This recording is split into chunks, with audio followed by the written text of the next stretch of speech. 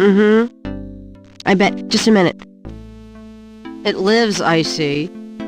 Do you want to speak with Lolita?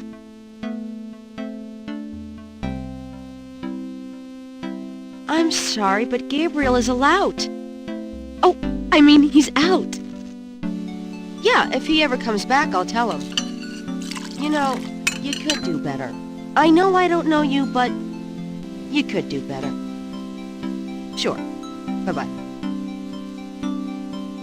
Good morning. The phone's been ringing off the hook all morning. Let me know when you want your messages. Yeah. Gee, you're lively. Did you have another nightmare last night? Sort of. I told you it's that voodoo book you're researching. That stuff can seriously screw up your karma. I'm sure that's it. Maybe I should write a horror novel on passive resistance instead. So don't sleep. It's your body. Anyway, your handheld tape recorder came today. Really? Great. I can't wait to see what human rights you violate with this one. I can't wait to violate them. For example, if you would just let me... And I located some local voodoo references for you. Dixieland Drugstore and the Historical Museum of Voodoo. Both are right here in French Quarter. How would I ever manage without you? You? Give me a break. The devil himself couldn't change you. Well, if the devil had great legs, perhaps, like yours. And a riveting personality, I'm sure. Well, if you need any more research done, just ask. It's not as though we're swamped with customers.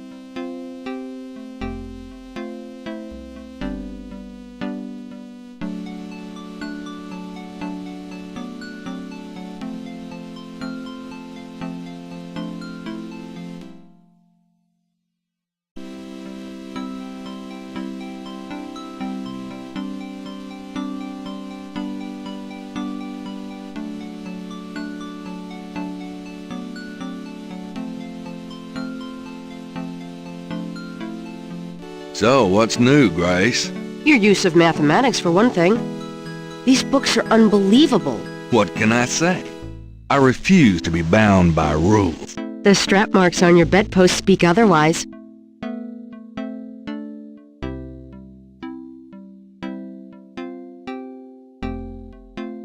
Got a minute, Grace? What's up?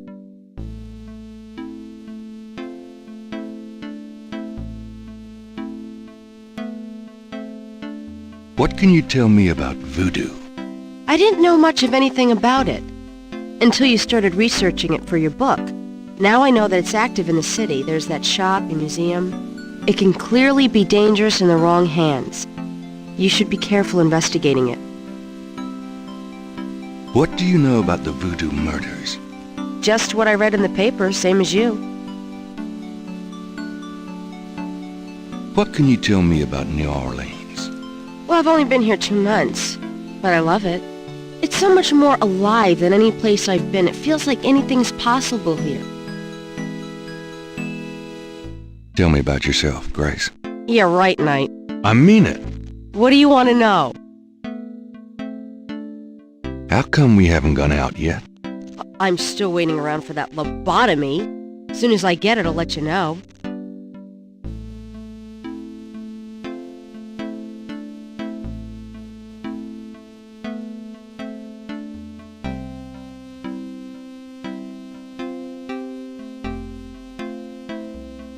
How do you like working at St. George's Books? Well, it's not exactly a huge intellectual challenge. Although the math in your record books could confuse Einstein. Still, I love old books, and it's a nice way to pay the bills while I explore the city for a summer. If you ever pay me, that is. What do you do after work? Well, I either go to my oil painting class or my Tai Chi. You know that. You know, you can go overboard with this improving yourself stuff. You don't want to alienate us mere mortals. I suppose I should just allow my mind and body to atrophy. Works for me. How old are you? Old enough to know about men like you. Just tell me anything at all. I just got my master's in history and classics. My folks wanted me to go on right away for my PhD, but 18 years of school was enough. I needed a break. Just tell me anything at all. I came to New Orleans because I'd read so much about it and I thought, spending a few months here would clear my head. Just tell me anything at all. I've always wanted to do something really adventurous, Something real life. I'm sick of libraries and lecture halls. Just tell me anything at all. My folks are traditional Japanese. I don't even remember Japan myself. I was 3 when we came to the States. Just tell me anything at all. I've been studying Tai Chi for 10 years. It's a very spiritual discipline. I'm sure discipline of any sort isn't something that would appeal to you, Gabriel. Just tell me anything at all. My folks want me to get married to a boy back east, Mark Kobayashi. His parents are traditional Japanese too. I might eventually, but right now... Just tell me anything at all. I just got my master's in history and classics. My folks wanted me to go on right away for my PhD, but 18 years of school was enough. I needed a break. Just tell... My folks want me to... Nothing, I guess. Never mind. Suit yourself. Do you have messages for me? Dana called, and Susie left a message about a lawsuit. Toss 'em. Okie dokie. There's more when you want 'em. Do you have more messages for me? Your grandmother called. I keep meaning to get over there. What did she say? Did she sound good? She sounded great, and we had a nice little chat about you. Grace. Don't worry. I didn't go into detail about your cardinal sins. Not that anything about you could surprise her. She adores you anyway. She's my girl. But she said to remind you to stop by and go through your father's things. Okay. Do you have more messages for me? Here's a strange one. You got a call from someone named Wolfgang Ritter. He said he was calling from Germany. He told me it was urgent, maybe you should give him a call. Call Germany? Like hell. If it's really important, he'll call back. Well, fine. Let's just hope he's not with the German lottery for pitiful American authors. Do you have more messages for me? Your friend Detective Mosley called. Talkative, isn't he? Especially with you. What do you want? He left an interesting message. He told me to tell you that his mother's maiden name is Humphrey. Oh, that's Humphrey. Fascinating. And that he left some photos for you at the station, at the front desk. It's about time. Gabriel, those photos wouldn't have anything to do with the voodoo murders, would they? Now, why would you say something like that? Because I know you. You're getting privileged information, aren't you? Did you tell him you'd put him in your new voodoo book? A writer has certain obligation to his readers, you know. Gabriel, you know you'll never put him in your book. Your main character is a female orthodontist. You're gonna be reincarnated as a pit bull if you keep screwing with your karma. As long as it's a male pit bull with a really big... That's enough. Thanks. Anyway, that's all the messages. Thank God. Could you do some research for me? Sure. What? I can't think of anything. Okay.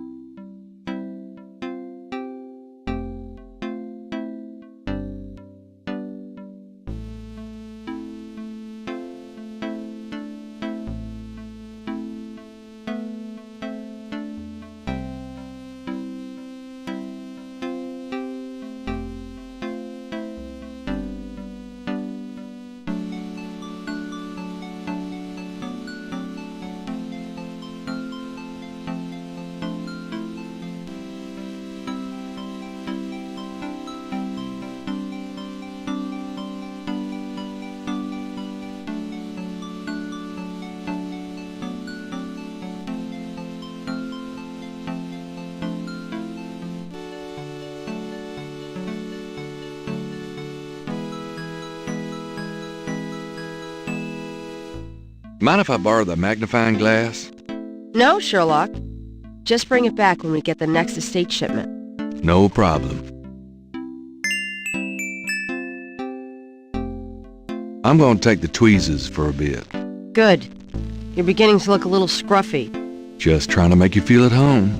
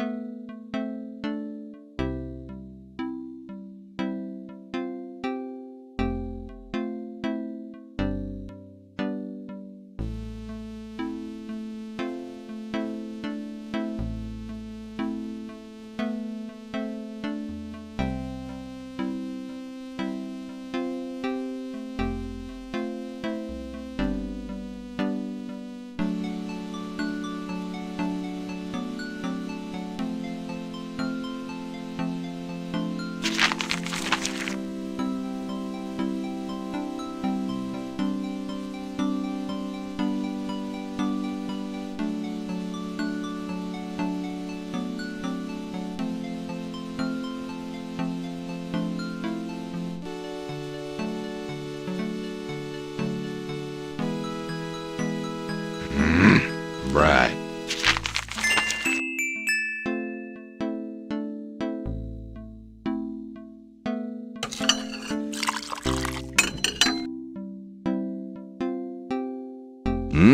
Good coffee.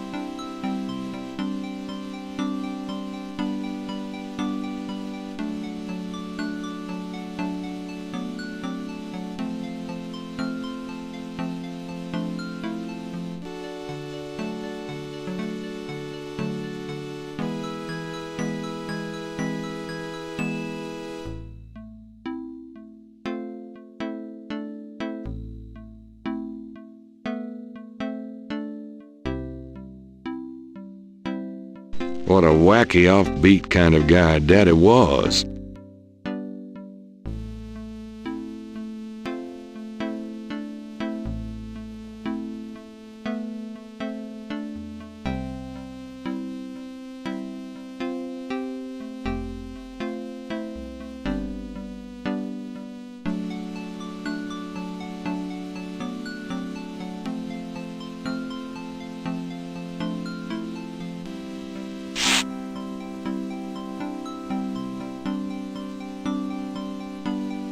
Let's see, Mittag means midday, noon.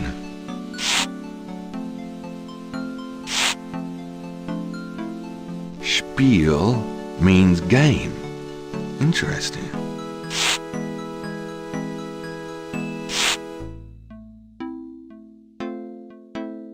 Himmel means heaven.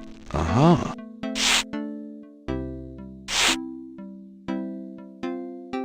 Dry means 3.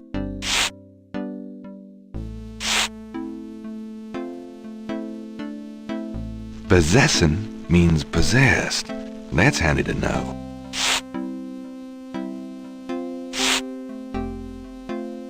Drachen means dragons. I wonder if Mosley would know he was being insulted if I called him Drachenbread.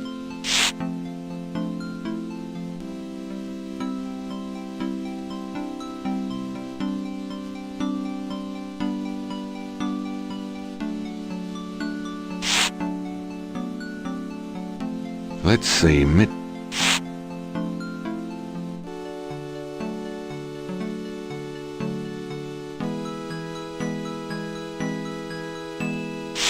Drei Drachen. Drei Drachen kriechen in meinen Schlaf. Die Ziele wollen sie lebendig zum Fraß. Feurigen Atems, gespaltener Zunge, genießen sie jedes Mal. That's nice. Kinda creepy, though. Who's the author? Heinz Ritter. I'm not sure what it says, but I get the feeling the guy was one sick puppy.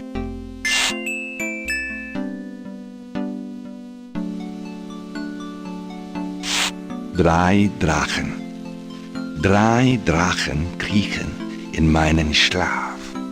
Die Ziele wollen sie lebendig zum Fraß. Feurigen Atems, gespaltener Zunge, genießen sie jedes Mal.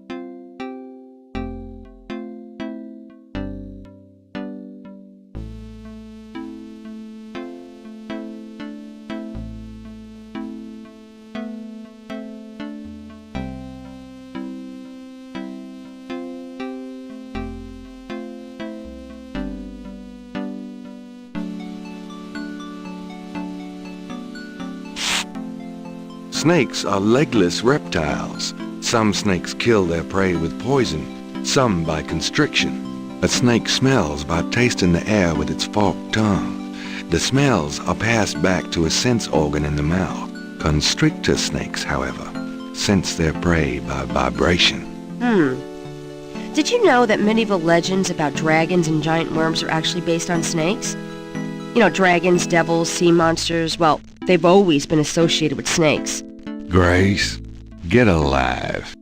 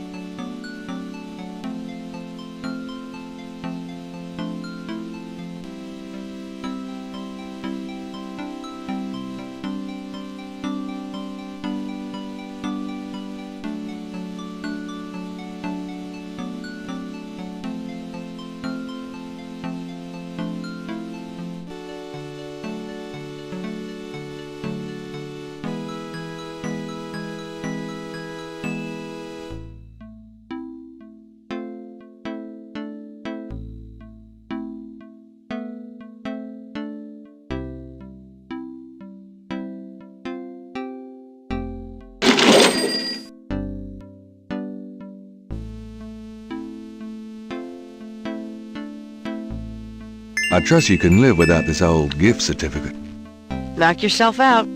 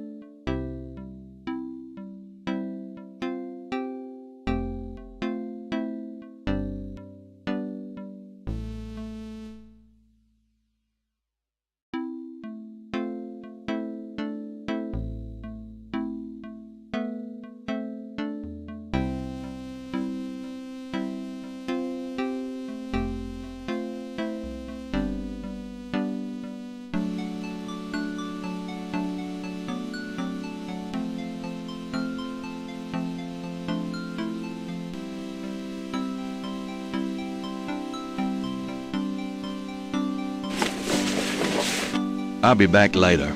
Good luck.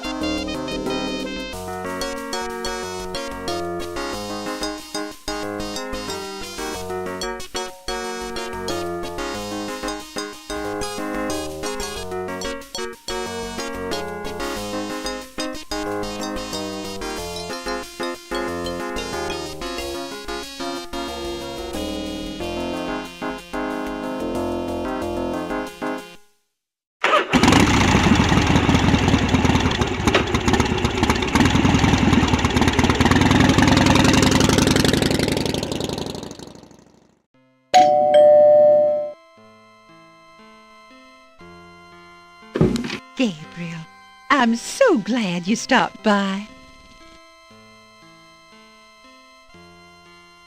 Sorry it's been a while, Grandma. Not at all. Give us a kiss. Now come and sit down. Tell me how you're doing.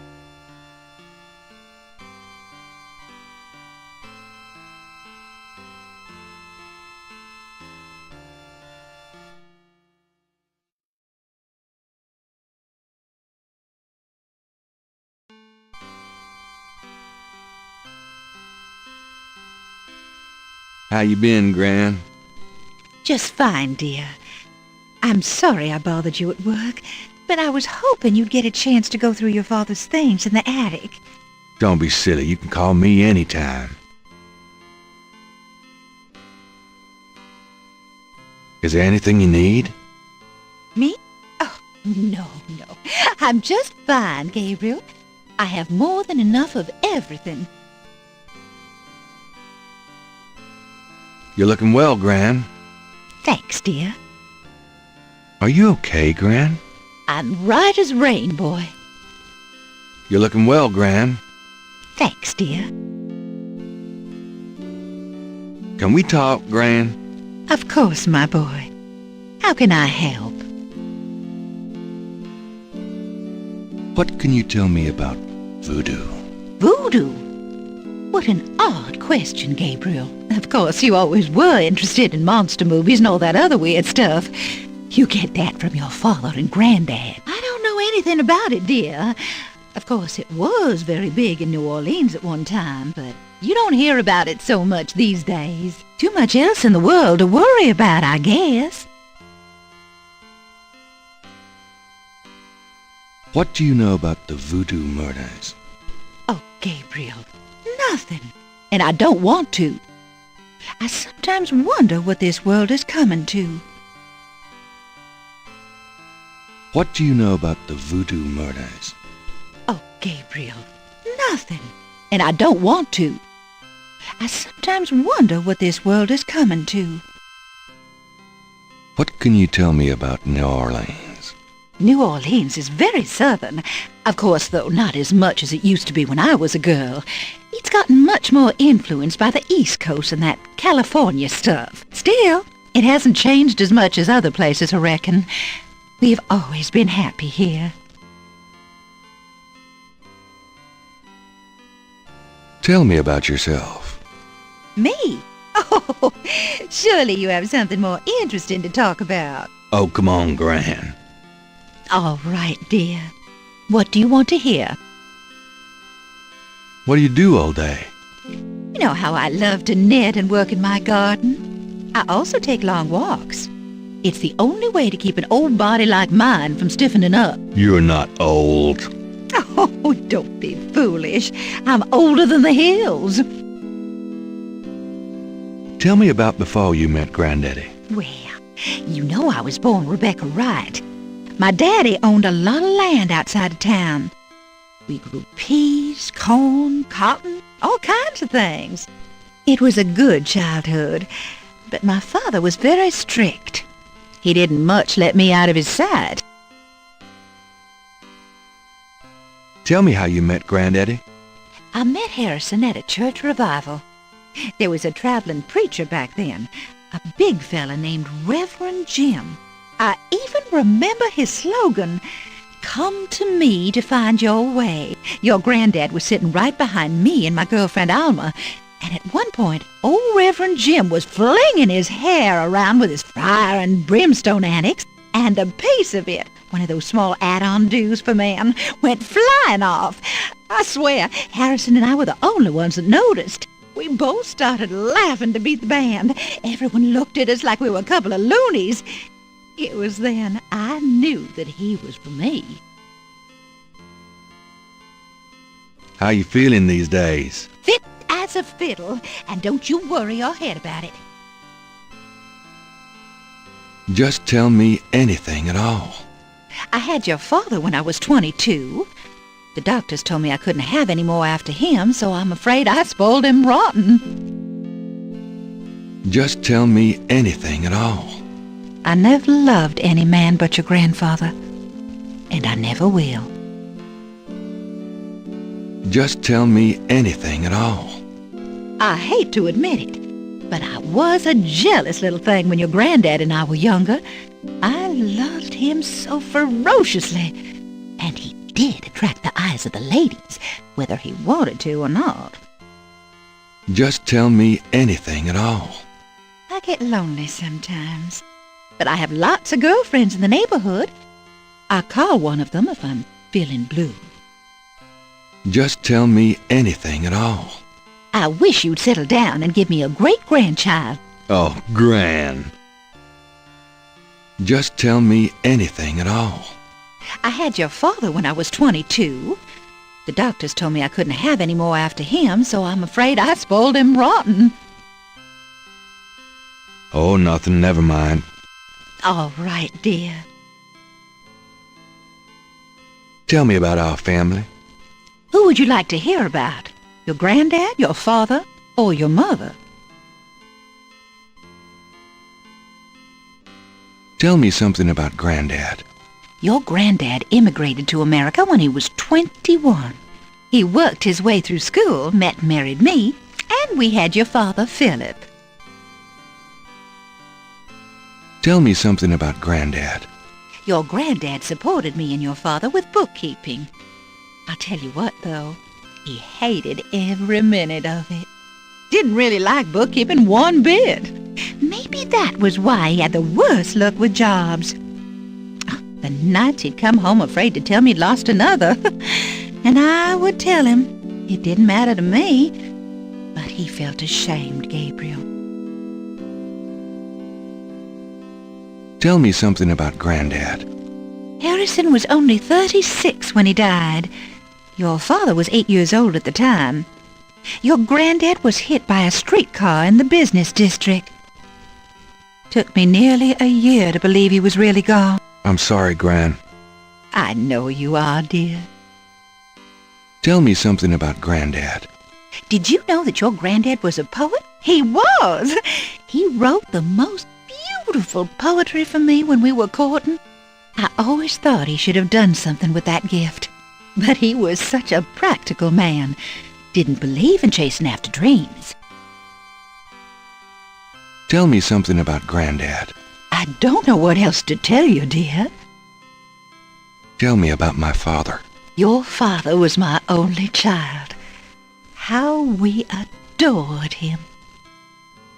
Philip suffered from terrible nightmares, just like your granddad did. They were 2 peas in a pod.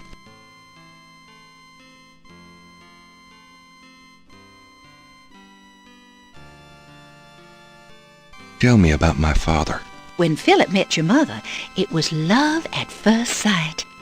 They were married 2 weeks later. Never looked at a girl seriously until then. And he looked at plenty. You have your father's way with women, Gabriel. And your granddad's. Tell me about my father. I wanted to just lay down and die when he and your mother were killed in that car crash when you were only 8. It was the thought of taking care of you that kept me going, Gabriel. The police say your father swerved off the road after being frightened by something. Perhaps a deer in the road or a wild cat.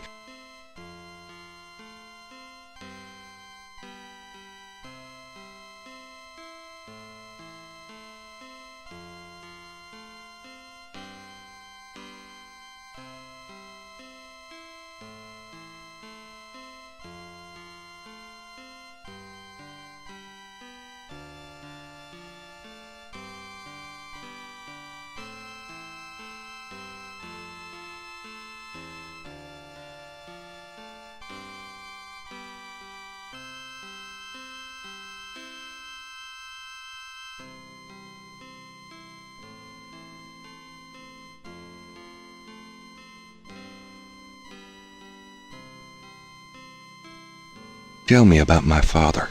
Your granddad wanted Philip to have a normal life. He was obsessed by that thought. He pushed Philip to go to law school. Philip was driven to art. He painted almost in a daze. He would get so inside himself when he worked.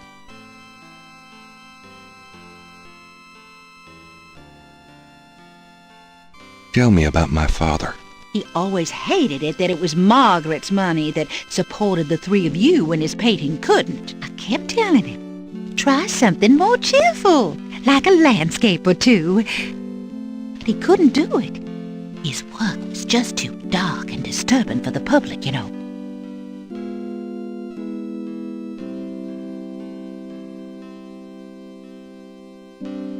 Tell me about my father. I don't know what else to tell you, dear. Tell me about my mother.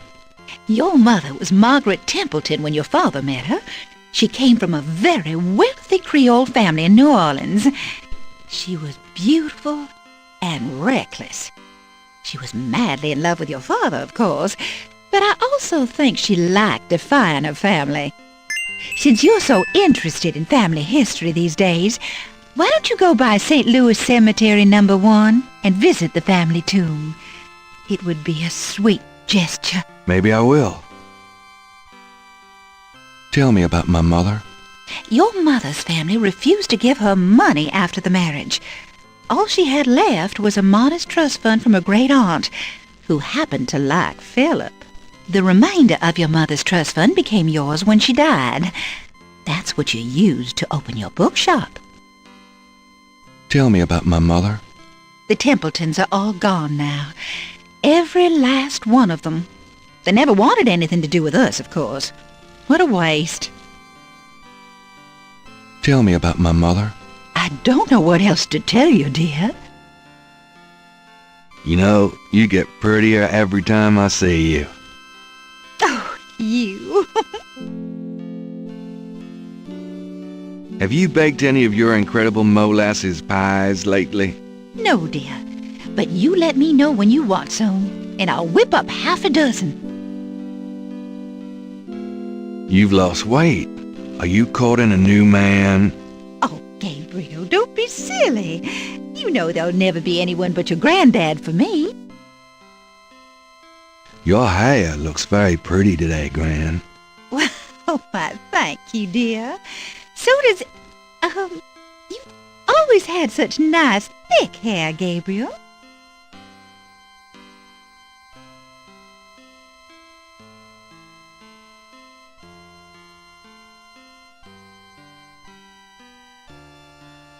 You know, I always tell people that my Gran is the prettiest grand old belle in the city. Oh, dear, you shouldn't talk so.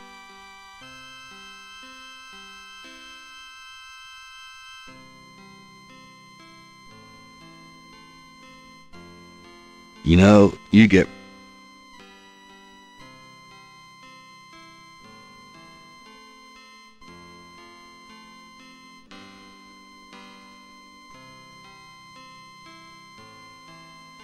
I'm going to go up to the attic, Gran. Be careful of the dust.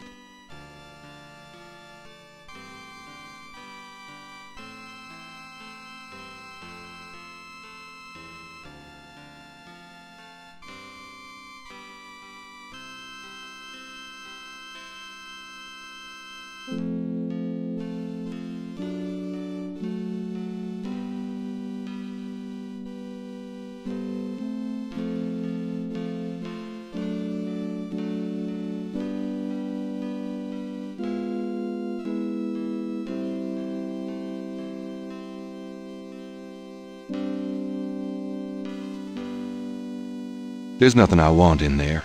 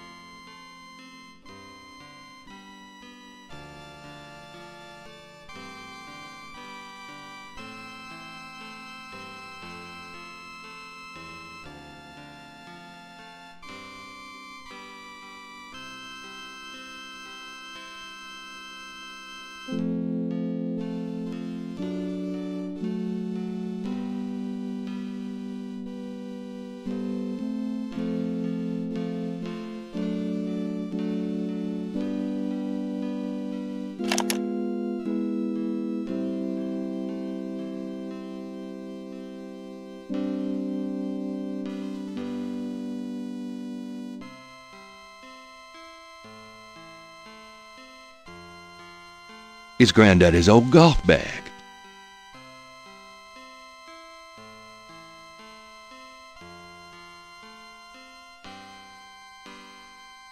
It's an old metal tub full of dust and cobwebs.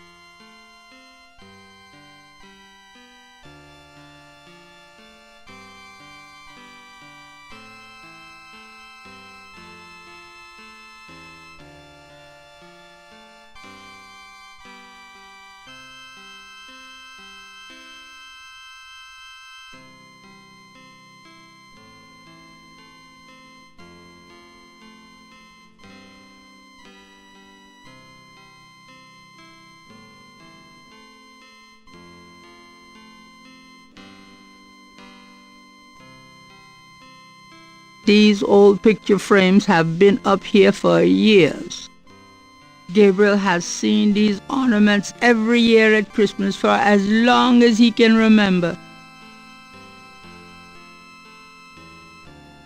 An elaborate mechanical clock, probably of German origin, is among the discarded treasures of the attic. It doesn't seem to be running at the moment.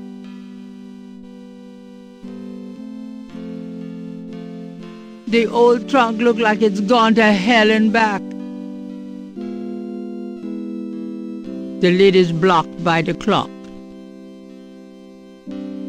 Gabriel doesn't want to take the clock.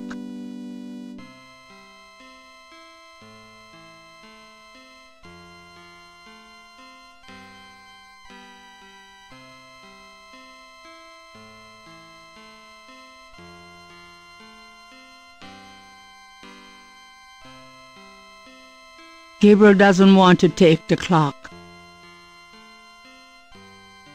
The hands do not appear to have any mechanical function other than to move.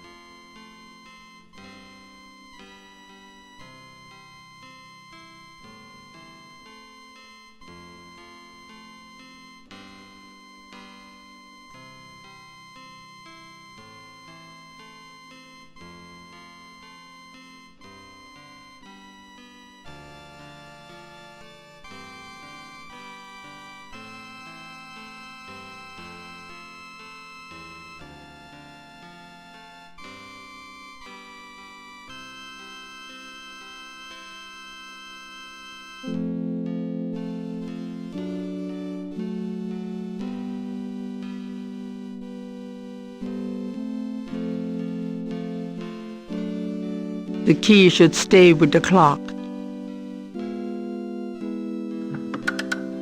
Nothing happens.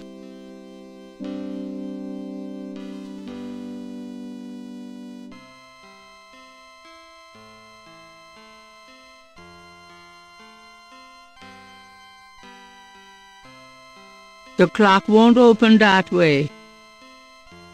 The key doesn't open.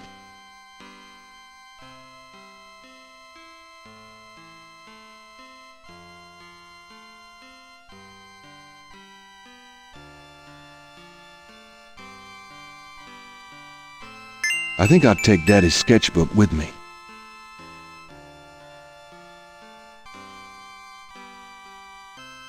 Gabriel looks fondly at his father's sketchbook and charcoal pencil.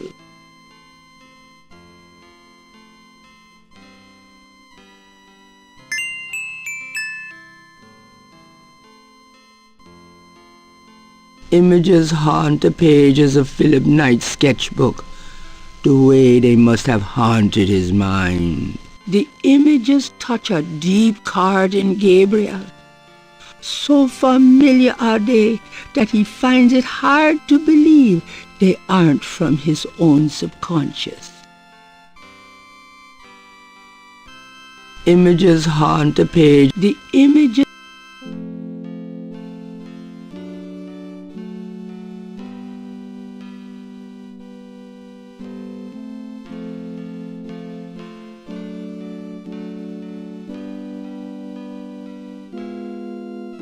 Gabriel can see that just fine without magnification.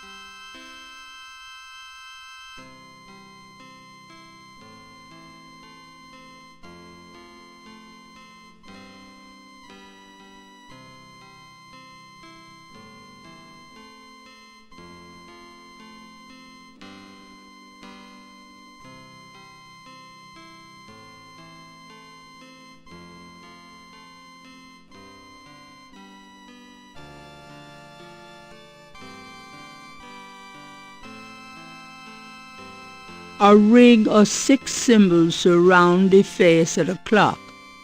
A sword, a sun, an angel, a noose, an eclipse, and a dragon.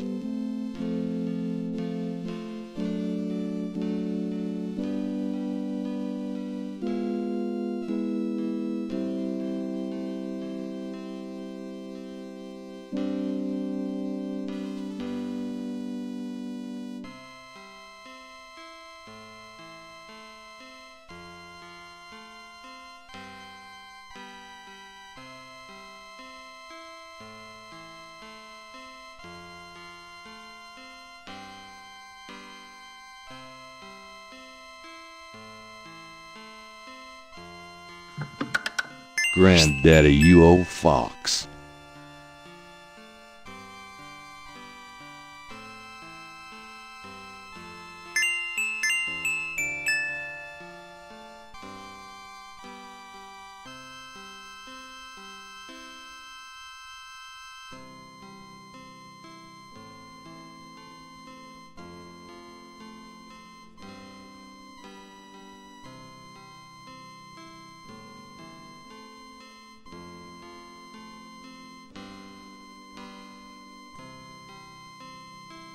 The old photograph showed Gabriel's grandfather with 2 other men that Gabriel has not identified.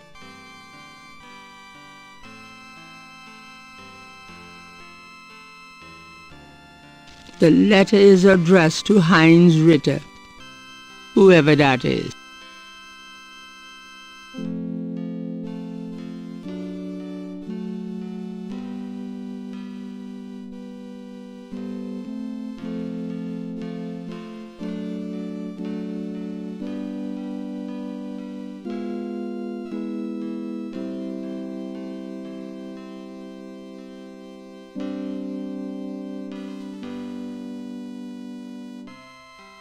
The letter is written in German, but Gabriel determines what he can about it. It was sent from a place called Schloss Ritter in Rittersberg, West Germany. The letter is addressed to mein Sohn Heinz and signed Wilhelm Ritter.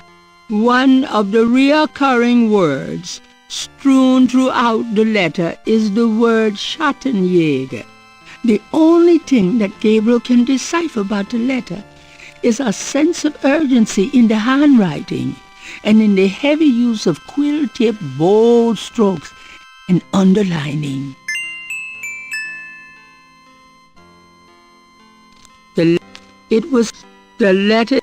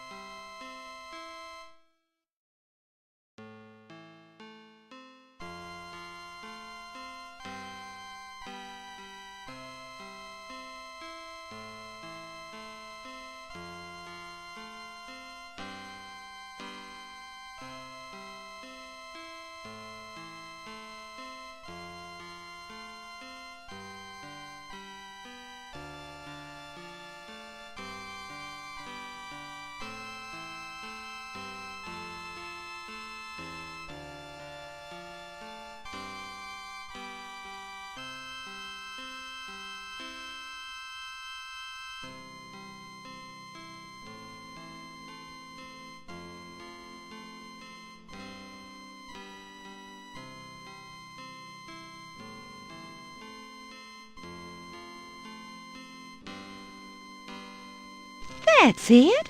Take a load off, hon.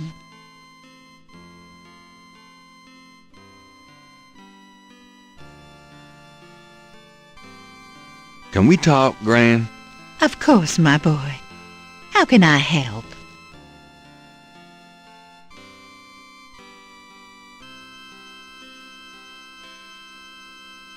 Do you know anyone named Heinz Ritter?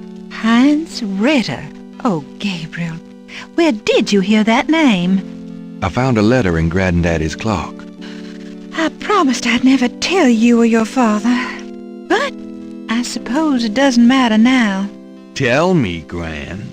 Your granddad's name was Heinz Ritter before he came to America. He changed it to Harrison Knight legally when he arrived.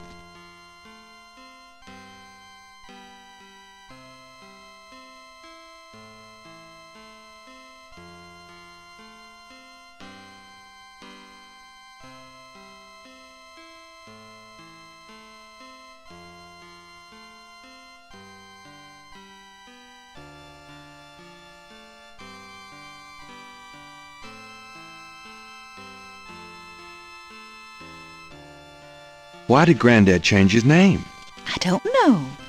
I tried to ask him about his family, his life before America, but he didn't want to talk about it. He never even told me about his name change. I found out one day when I saw his passport in a drawer. Since he obviously found it painful, I never questioned him about it. But I'm sure it wasn't trouble with the law. Your granddad was the best man I ever knew. Didn't Granddad ever say anything about his past or his family?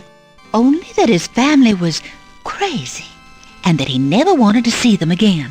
He believed in some family curse, thought that he could spare Philip and Philip's children from what he called old nightmares. Whatever Harrison wanted to spare you, though, it cost him plenty. He never did sleep well, and he would often get a far-away, guilty look in his eyes. He was wrestling with something he thought he should be doing, someplace he thought he ought to be. I don't know how he could think that he should be anywhere but with me and our child. It's a terrible way to live. Do you know anything else about Heinz Ritter? I've told you all I know about your granddad's past. Have you ever heard of a Schottenjäger? Schottenjäger? Schottenjäger. How odd, Gabriel. I haven't heard that word in years. My goodness, you've given me a chill. Your granddad used to say that sometimes in his sleep. Really? Do you know what it means? No, I'm afraid not. I asked him about it once. I don't think he answered me. Odd. Thanks, Gran.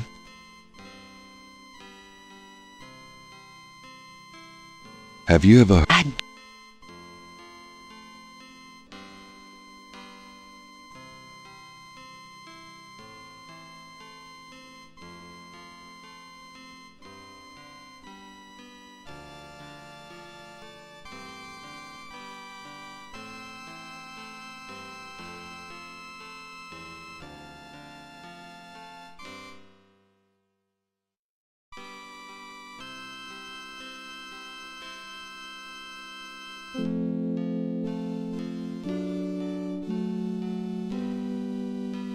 Well, Gran, I'd better get going. All right, dear.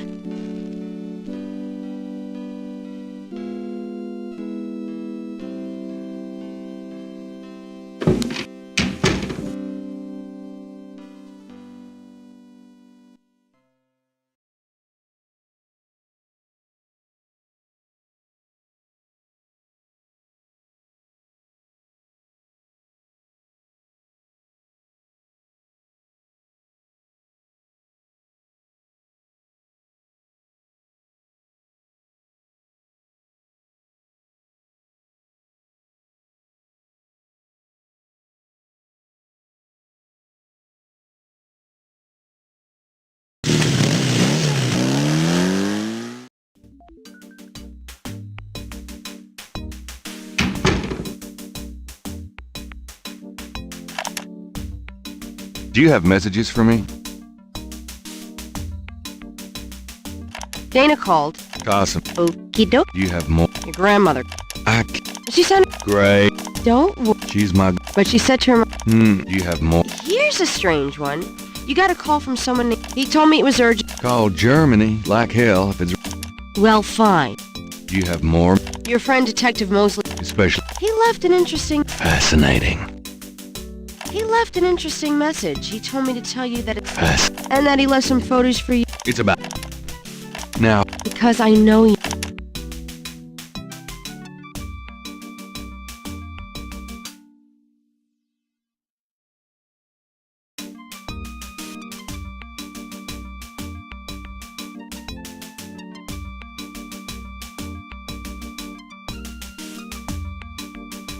Hey, nice precinct. Think so? That's peachy. That means more to me than you could know. Hey, it's a beignet guy. Great, I'm starved.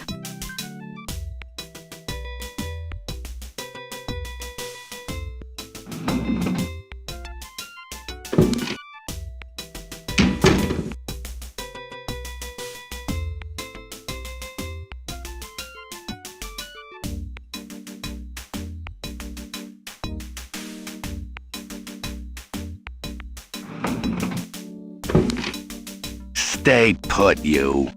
Hey, grab me 3, would ya? Sure.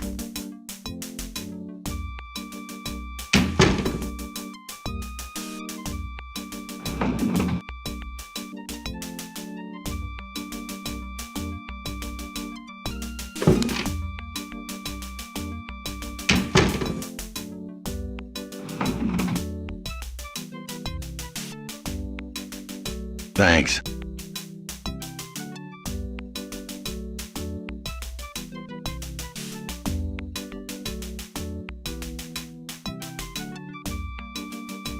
Kinda quiet in here today. Yeah, summer's like that. It's too muggy to mug, too hot to heft. How clever. It's a gift.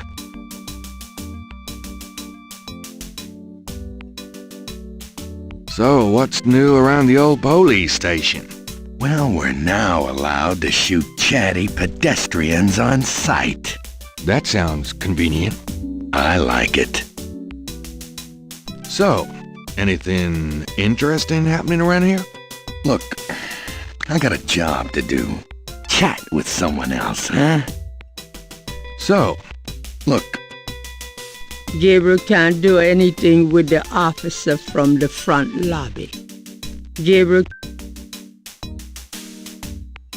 got a second, officer? what can I do you for? What can you tell me about voodoo? Me? Nothing. I'm a Catholic boy.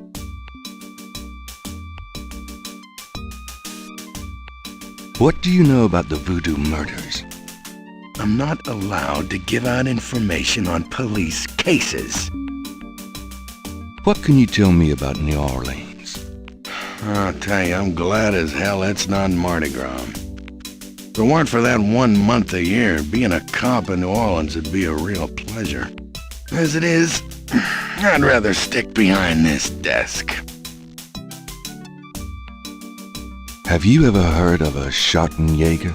Can't say that I have, but it sounds dirty.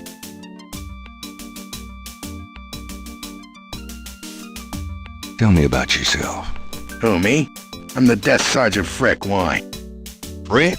That's right. You got a problem with that? Not at all.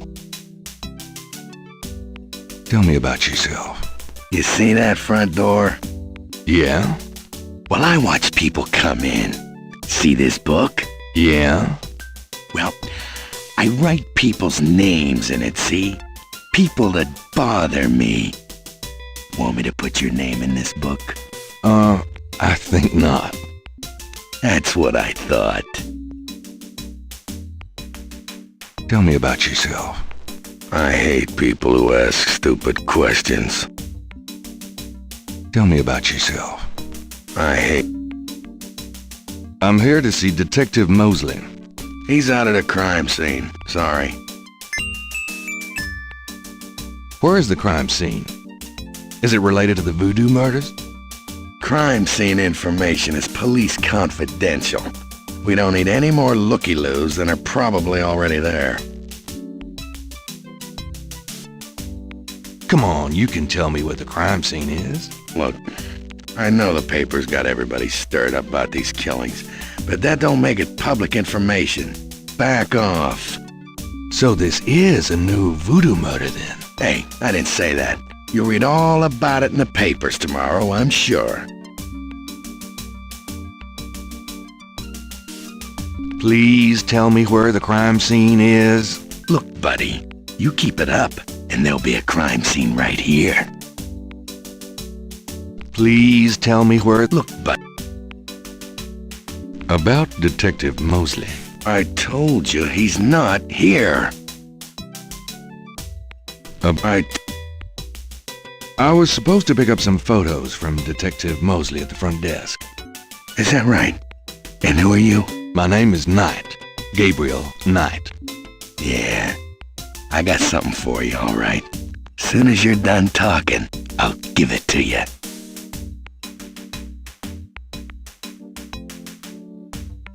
Here's that envelope for you, Gabriel Knight. Thanks.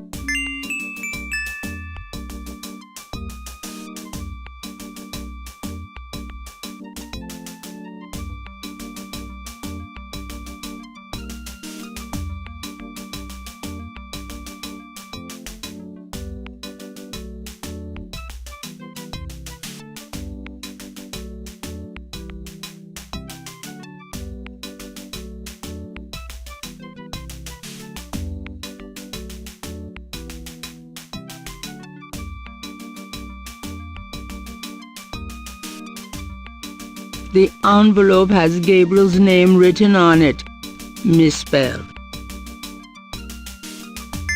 Gabriel opens the manila envelope and finds 2 photographs.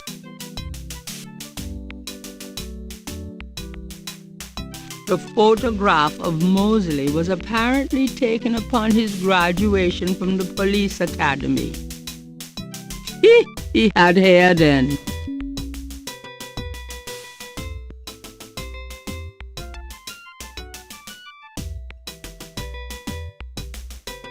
The photo. One of the photos from Mosley is an official voodoo murders crime scene shot. A graphic close-up of a victim.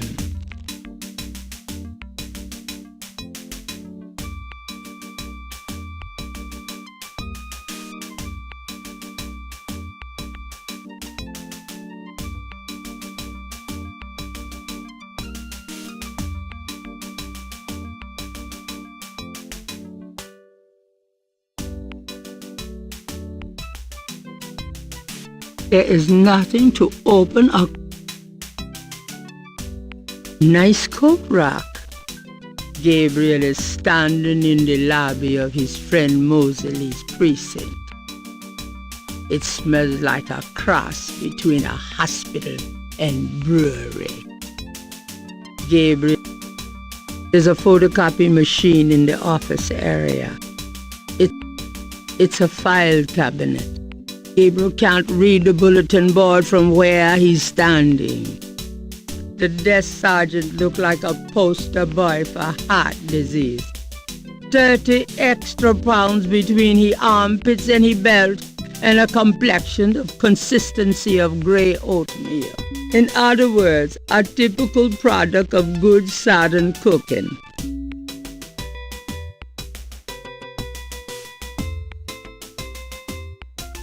It's an antique umbrella stand.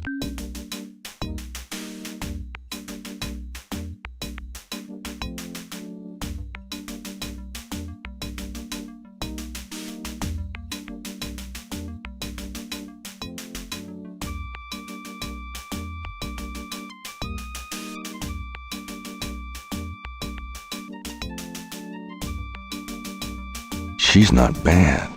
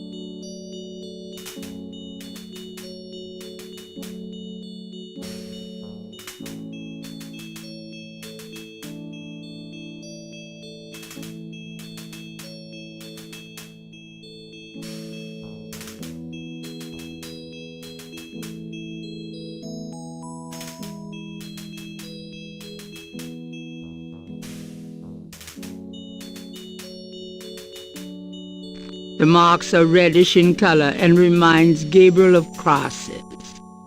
They look like they've been here a few days at least.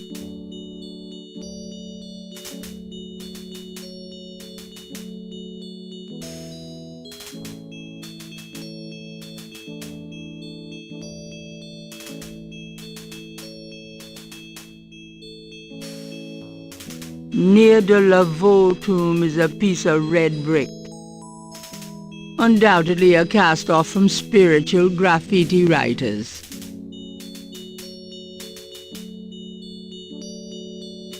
A stone angel stands silently before a tomb.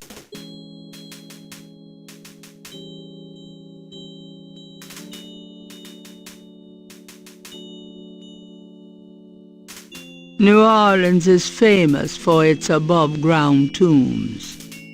The high water table prevents bodies from being interred underground. The name Ross is inscribed on this old tomb.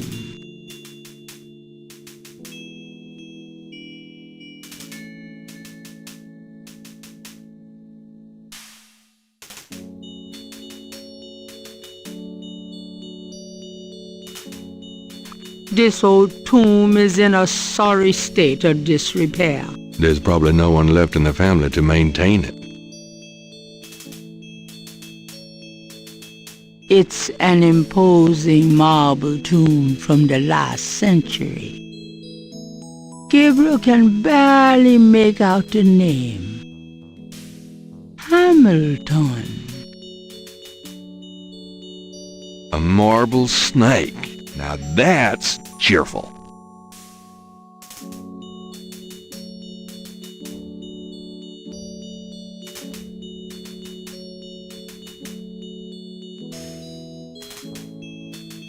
Here and there in the cemetery, straggly plants grow in stone planters.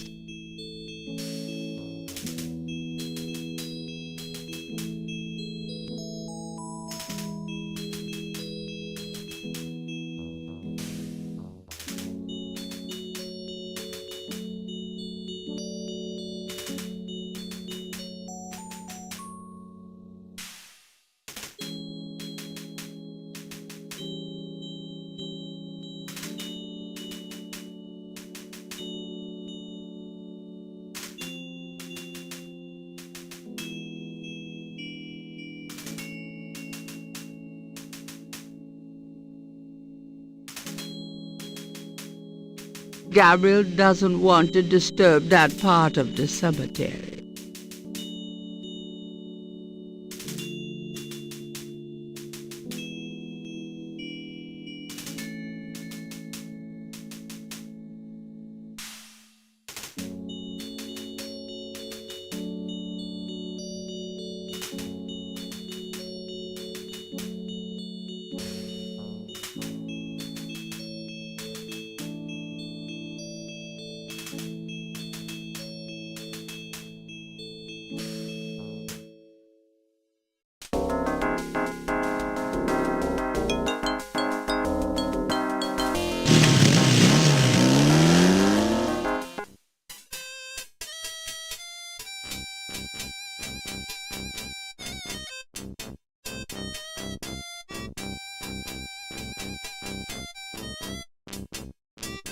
A blues band entertains on the lawn. Now that's music. Homicide team attend.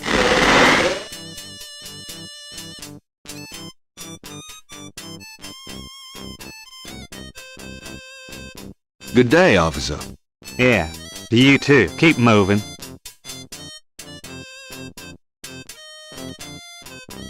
Could I ask you a few questions? Not now, buddy. I'm busy. I should have noticed that. Thanks. Yeah, right. Anyone seen Jill?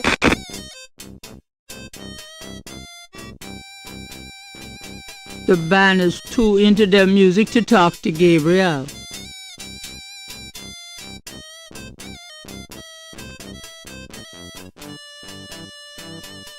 Ambulance to...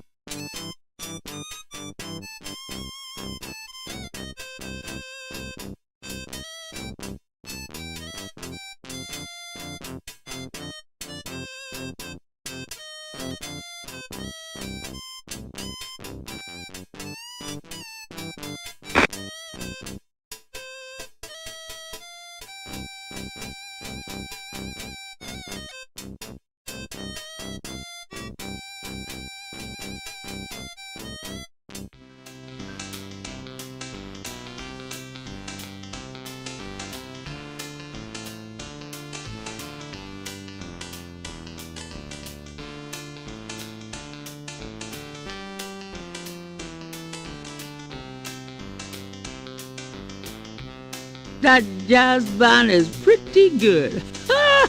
Of course, most jazz bands in New Orleans are.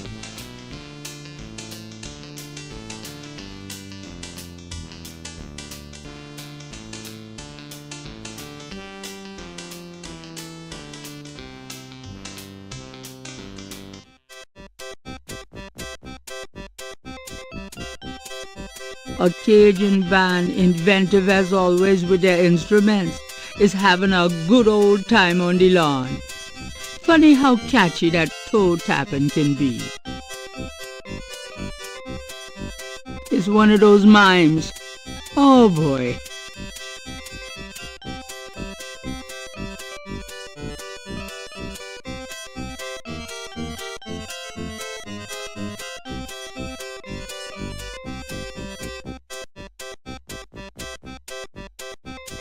You white-faced geek! You want to eat my fist?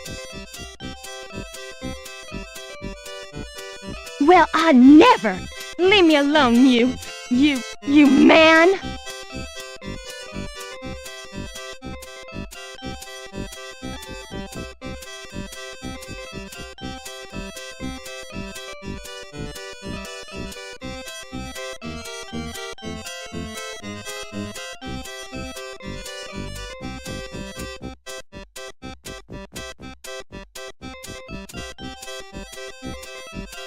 Why, you nasty thing, you! I'll call the police, I will!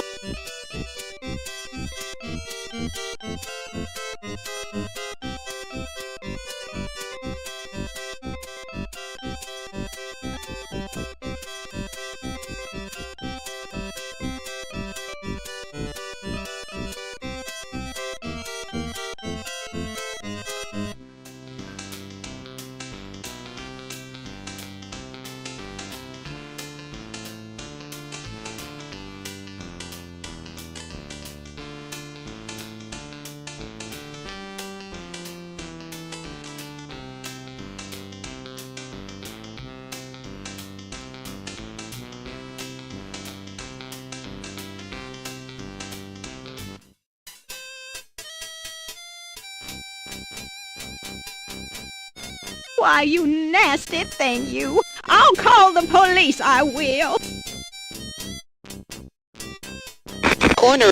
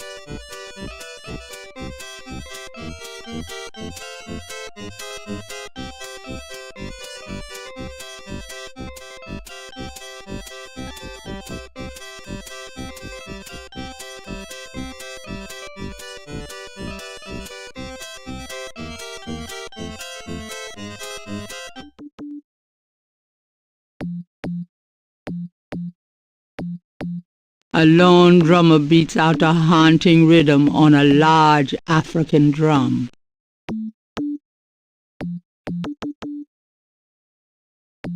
Well, I never! Leave me alone, you man!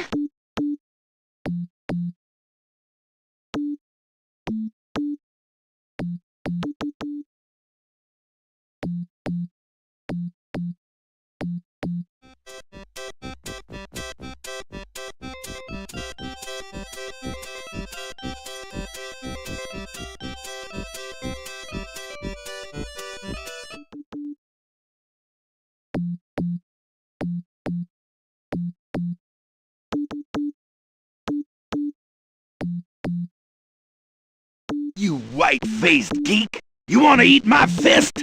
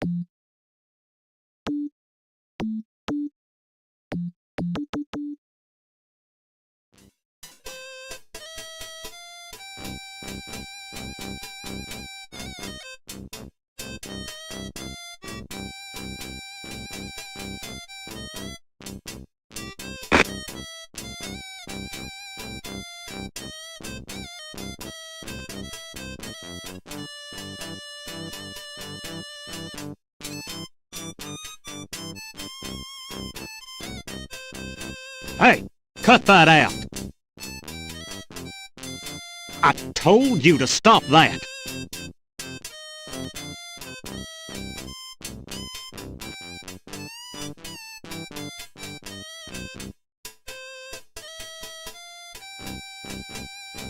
All right, mister. You want some of this?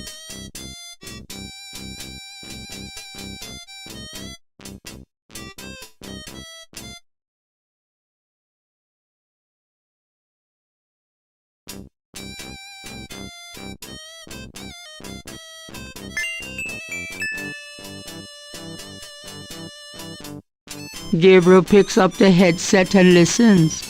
Ambulance 911, have you located the crime scene? They've radioed for you 3 times. Damn! Did you say it was north of the Lake Retreat Country Club? South, Lakeside Drive north of Piedmont Pier, south of the country club. Man, I don't know if it's the clouds out here today or what. Good thing this guy's already dead. Everyone's having trouble. Must have been hallucinogens in the coffee this morning. It's just so misty out here or something. Hey, I see a squad car. Got it, Molly. Thank God. Have a good one, 911. Interesting. Stupid mime! Hey, you! Get away from that bike! Sorry.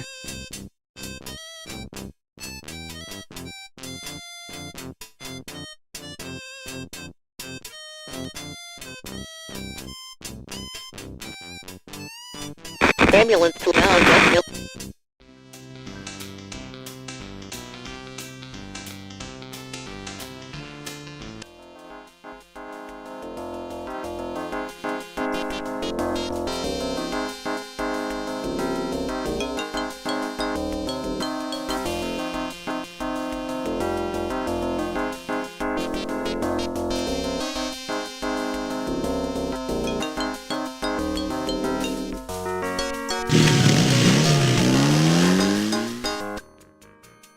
The crime scene team is still at the site.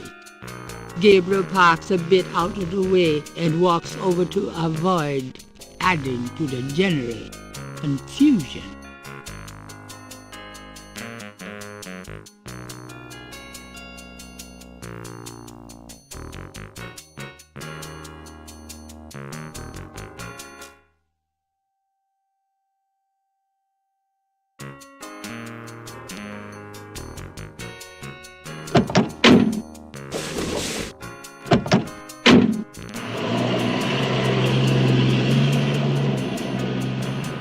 Hey, mostly.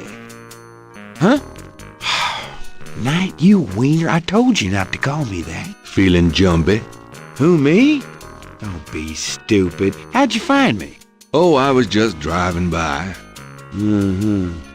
Well, for the book. But don't tell anyone I let you see this, huh?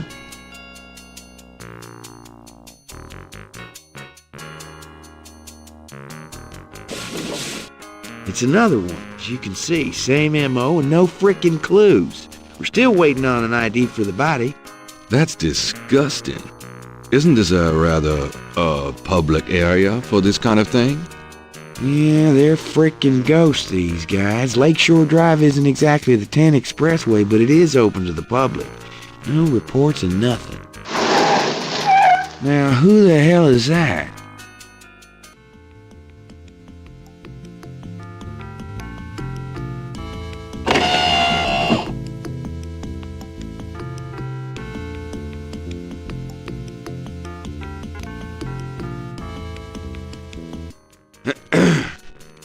Good day, Miss Getty.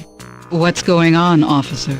Detective Mosley, ma'am. We've got a little problem here, but nothing for you to be concerned about, Miss Getty. I see. Thank you, detective. And good day, gentlemen. Whoa, I'm in love. Forget it. That's Molly Getty. She's about as far out of your reach as the moon. Probably on her way to meet some guy with a yacht right now. Near here? The lake's a popular place for country clubs. If she's out here a lot, maybe she saw something or heard something. Nah, nobody ever sees or hears nothing. I told you. Besides, you just don't go around bothering people like her. We've about wrapped it up, sir. It's another clean sweep. Yeah, let's get the meat wagon moving then. Do you want to leave an officer here, sir? Nah, just leave the tape up for a few days. Yes, sir. If you'll excuse us, sir, we'll take him away.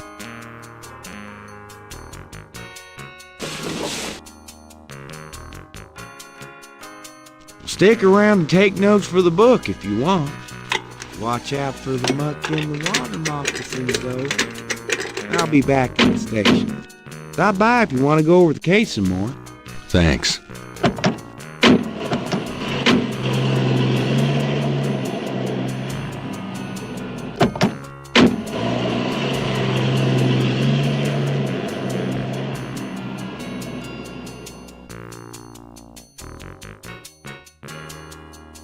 There seems to be a pattern to the lines in the sand, but if there is a pattern, it's smeared. There's only one small area that's clearly defined.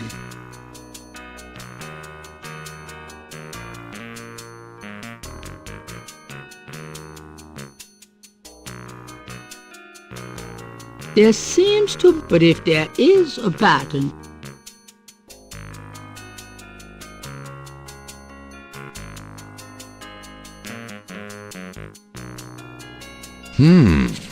Let me try to get this down.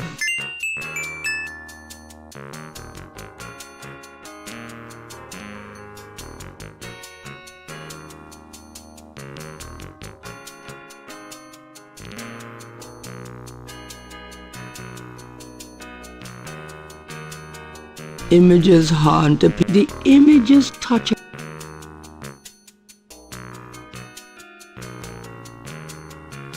The partial pattern from the crime scenes intrigues Gabriel. What does it mean?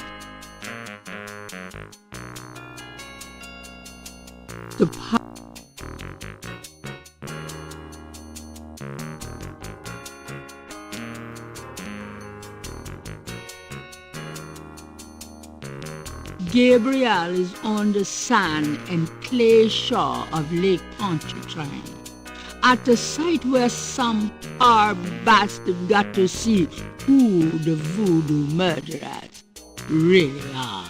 The site is now deserted. Out down the spot. Will these pristine banks ne'er be cleaned again? Patches of grass have managed to survive life on the banks of Lake Pontchartrain. Patches of grass have managed. Gabriel is on the site. The site is. The banks of Lake Pontchartrain are rich with clay deposits.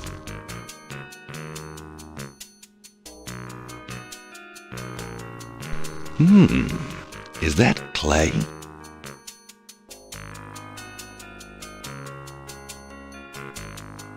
Yuck!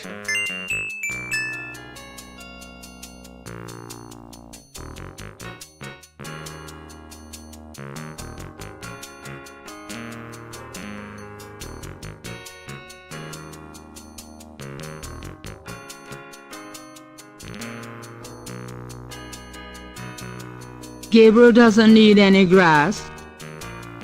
Gabriel doesn't need any more rocks in his pockets.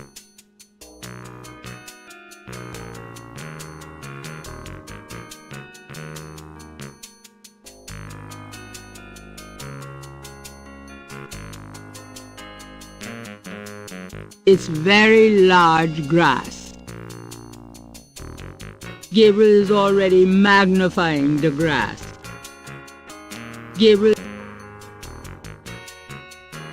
Gabriel doesn't. Gabriel.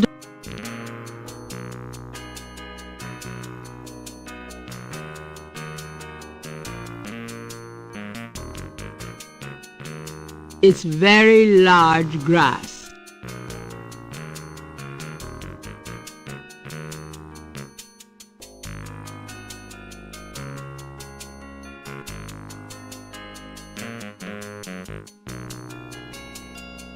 It's very large grass. It's very large grass.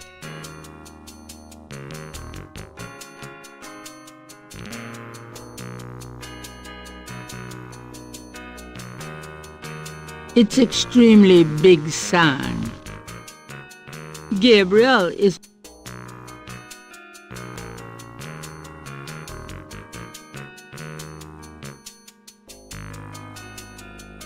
Gabriel.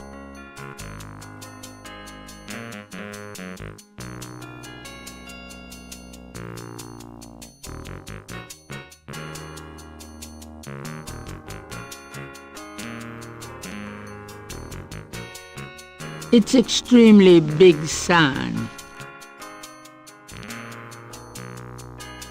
Gabriel has no reason to disturb the police tape.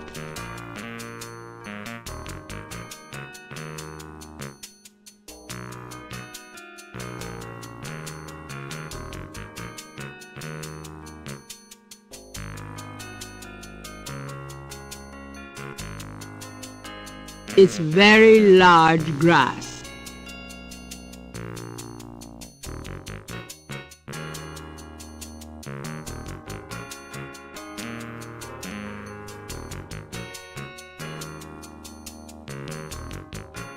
Gabriel is all. There's nothing worth.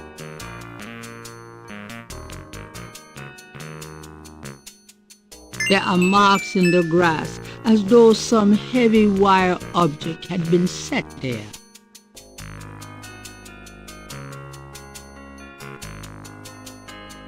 Gabriel is already magnifying that.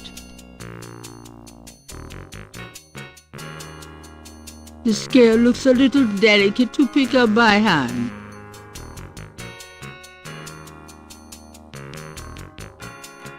Gabriel carefully uses the tweezers to take the small iridescent scale. I think it's a snake scale, but it beats the hell out of me what kind.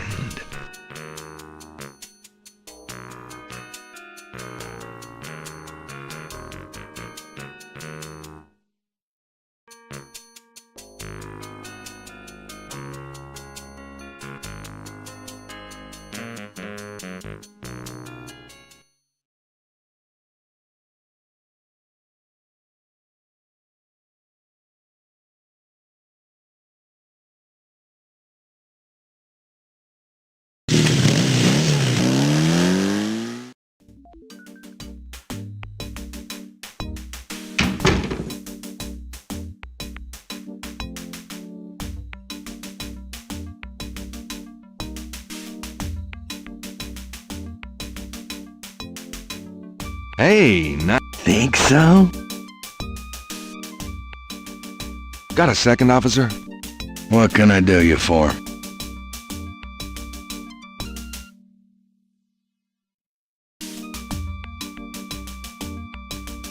Tell me about yourself.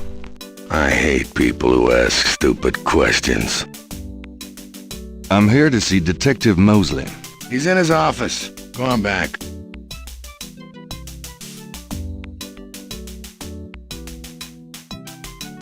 Do you know anything about snakes?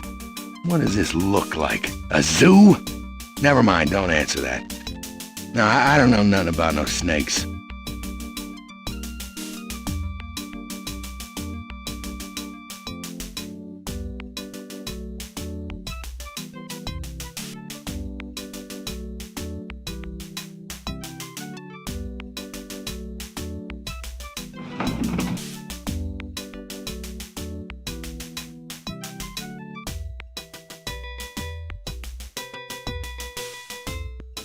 Excuse me, officer. Yes? So, what's it like being a policewoman? The glamour never ceases. Excuse me, Yes?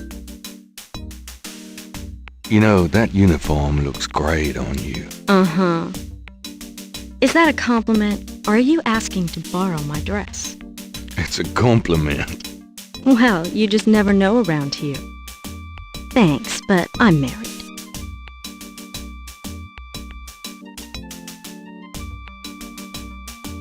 Yes? Could you get me some coffee? Are you speaking to me? Why, yes. Wow. Deja leave it to Beaver. I'm the police photographer, sir. You might be able to find someone around here dumb enough to get coffee for you. But guess what? It won't be me. Oh, thanks, anyway. Mosley's office door is unassuming, unlike Mosley himself. Gabriel scans the bulletin board and sees a lot of bad photographs and worse writing.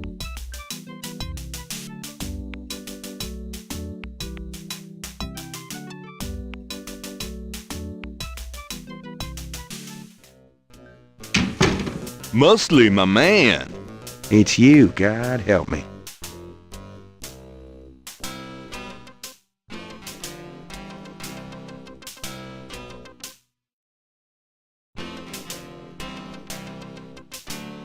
So, how's it hanging, bud? Lousy. I hate crime scenes. People are sick fucks. You know that, Knight? I'm starting to get that impression.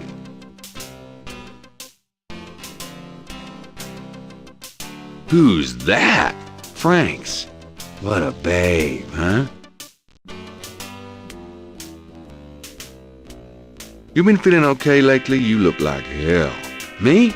You know, I can't sleep at night, what with thinking about the case and thinking about Annie. I can relate. Played any b-ball lately? Does it look like it? I'm so out of shape I'd probably have a coronary just looking at a ball. I'm out of it too. We should play sometime. Get back into shape. Man, I'd love to, Knight. I'll let you know if things ever settle down. Anything else new?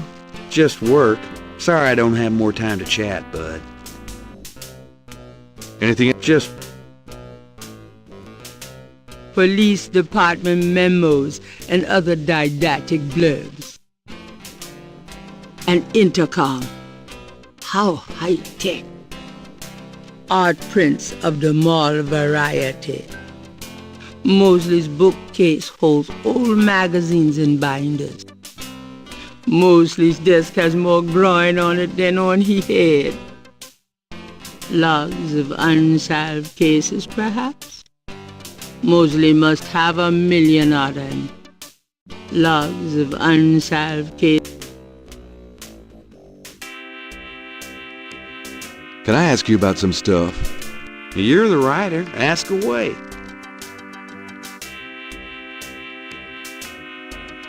What can you tell me about voodoo? There's voodoo that goes on in this city, sure. I looked into it a bit at the beginning of this case. But the voodoo stuff found at the crime scenes is all faked. It doesn't have anything to do with the real stuff. I know. I asked some experts. It's intimidation tactics, that's all. What do you know about the voodoo murders? Lots. Can you be more specific? Do you know anything about the killers? At least 20 people attend the killings. We know this from the variety of footprints found at the scenes. Footprints? Aren't those as good as fingerprints? Can be. But we'd have to have a suspect in custody first, and the suspect would have to match one of the few distinct prints we have.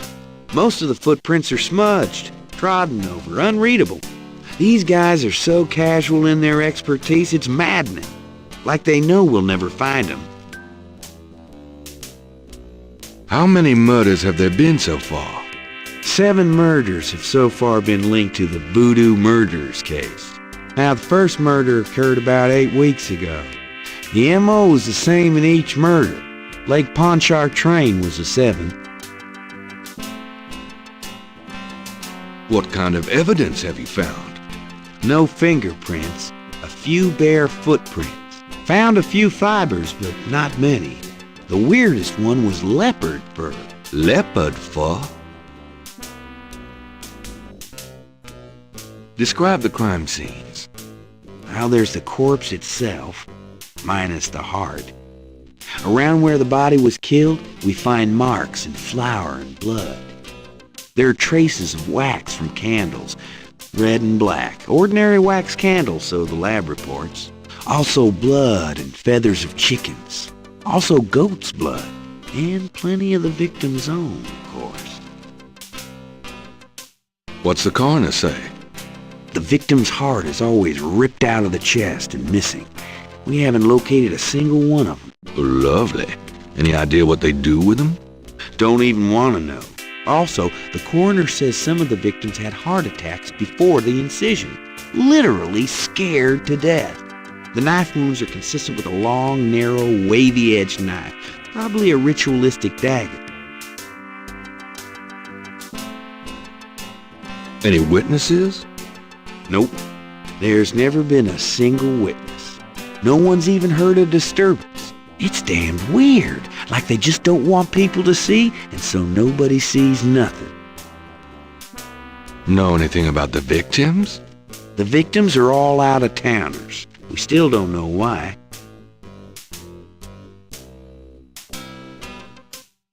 Oh, nothing, never mind. Sure, no problem.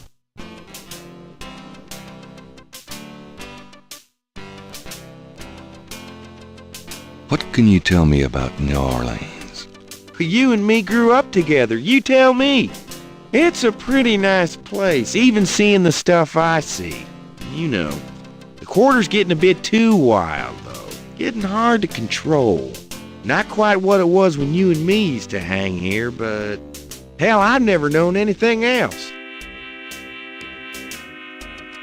Do you know anything about snakes? The only thing I know about snakes is I don't like them.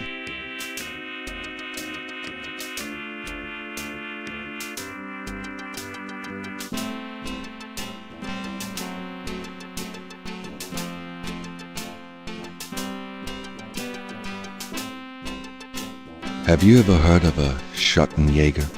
No. Ha! Is that anything like a Chuck Yeager? I don't think there's any relation.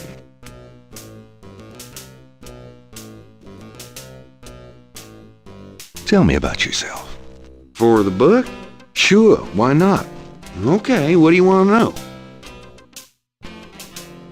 How'd you like working on the police force? Are you kidding? You know I love being a cop. In New Orleans, it's the best place in the world to be one. What are your plans for the future? Well, you know, I don't like to count my chickens before they're hatched, but I don't see why I can't be the chief of police of New Orleans someday. I already know the mayor, and my record is one of the best in the department. I'm sure it's just a matter of moments, mostly. Yeah, you'll see.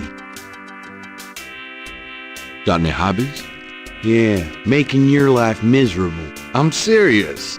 Don't you shoot or chew or something like that? No, I'm a freaking ballet dancer. Jeez. Yeah, I was #1 at the Louisiana State Fair Marksman Contest. I play trumpet, too. You know, put your lips together and blow. How's your home life? Oh, real funny, Knight. Why don't you just bring in some frickin' salt? But you know Annie left me. My home life is shit. Right. Sorry about that.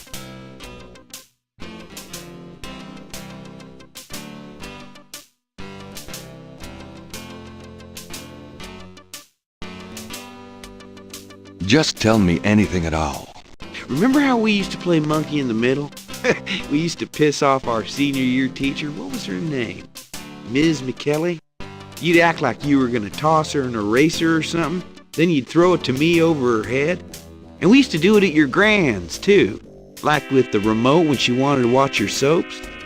Yep, and it was a great way to pick up women in the library hall.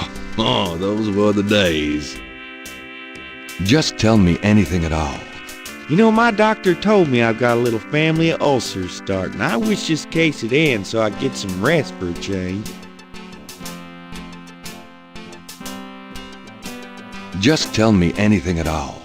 My back hurts. Just tell me anything at all. For the book, I wanted to be an astronaut when I was young. Or a fireman. Fascinating. Just tell me anything at all. I'm 6'2". You are not. Oh, come on. I'm close enough. Just write me up that way. Oh, God. Just tell me anything at all. You know, I kind of like women with dark hair. Yeah, I know. It's a regular thing with you. Now that Grace. You're on your own with that one, pal. I don't even want to know. Just tell me anything at all. Remember how we... Oh, nothing. Never mind. It's your dime. What's the status on the Voodoo Murders case? It's going. Can't seem to make any progress, though. Sluggish damn case. It's weird. What's the status?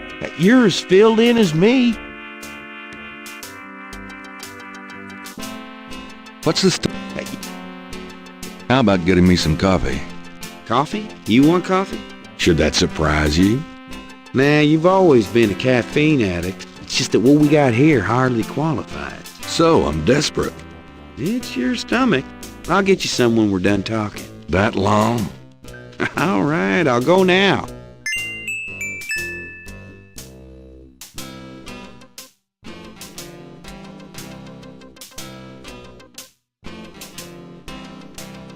Don't touch anything while I'm gone.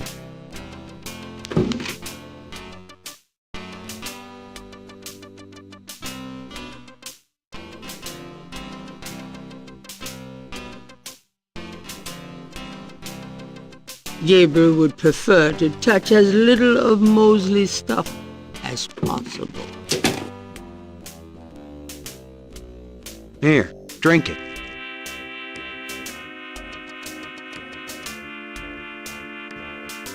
Thanks. Can I ask you about... You're the writer. I got those photographs you left for me. Really? Great. What'd you think? Astonishingly lifelike. Yeah, that's what I thought. Got any more ideas for photos for the book?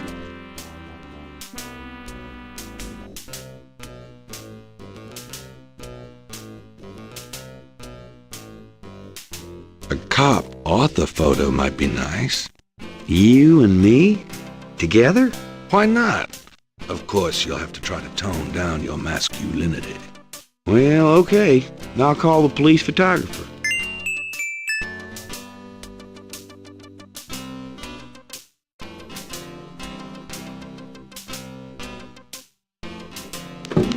Franks, come here a minute, would you?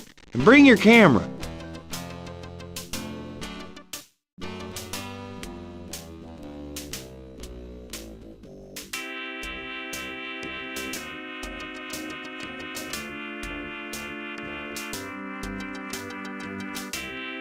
What did you need, Detective Mosley?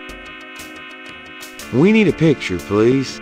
And make it a good one, huh, sweetheart?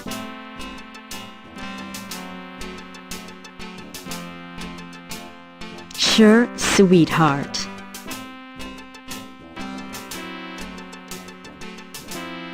Say, chintzy. Was there anything else, Knight?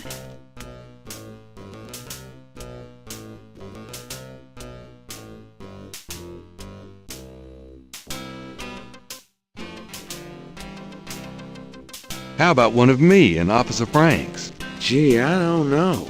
Franks?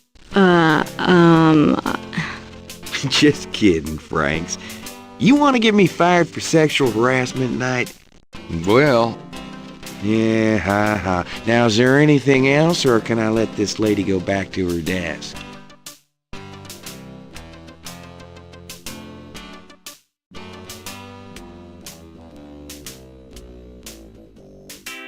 nope, that's about it. Great. Thanks, Franks. Hey, I made a rhyme. You're astonishing, mostly. Hey, don't call me that in front of the lady, wise guy.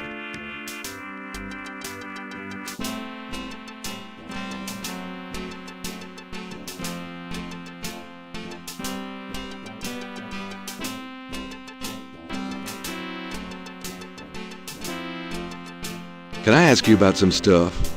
You're the writer. Ask away. Do you know anything about the patterns around the bodies? Yeah, weird, huh? All 7 victims had those little marks around. We got all the marks on file, but we haven't figured out what, if anything, they mean. Can I see the other 6 patterns? Sure. People like that kind of stuff, don't they? Might make the book seem more mysterious.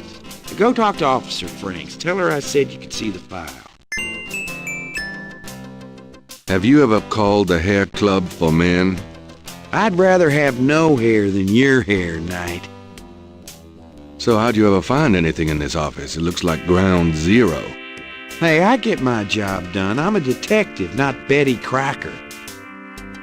Trying for a real estate job with that coat? No. Are you trying out for a janitorial job with that hair? Are those new shoes? What are those, hush puppies? Kind of a mud brown suede kind of a thing? Hey, I'm on my feet all day, all right? Is that okay with you? Mostly. I'm being perfectly sincere. Yeah, you and my grandmother. Right. You know, you have a unique way of wearing clothes that's, well, the way they hang, kind of pleating over that stomach of yours, drooping off of your butt. We can't all have the body of a 12-year-old like you, Knight.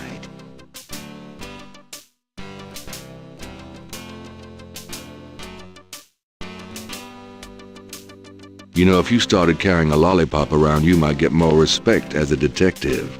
Go to hell. Have you ever called the hair club for men?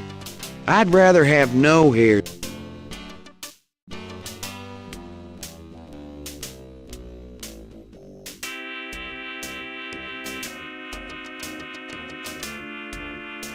The suit doesn't open.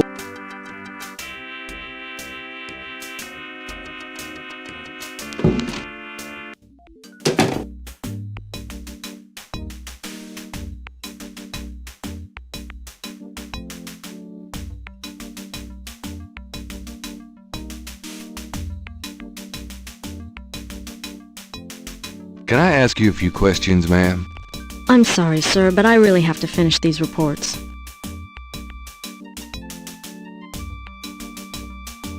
Excuse me, officer. Yes? Can you get a file for me? What file would that be? The Voodoo Murders file? Detective Mosley said I could see it. Really? Well, if he said so.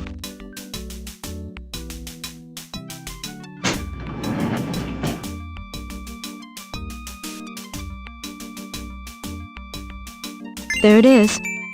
You can look at it all you want, but don't leave this area with it, okay? And no photocopies either, I'm afraid. Of course. I understand completely.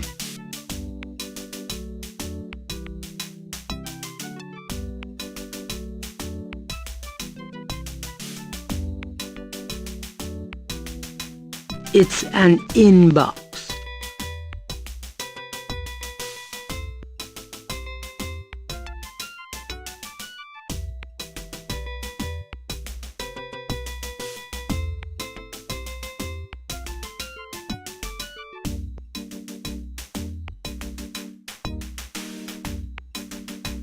The police file contains partial patterns from the first 6 voodoo murders.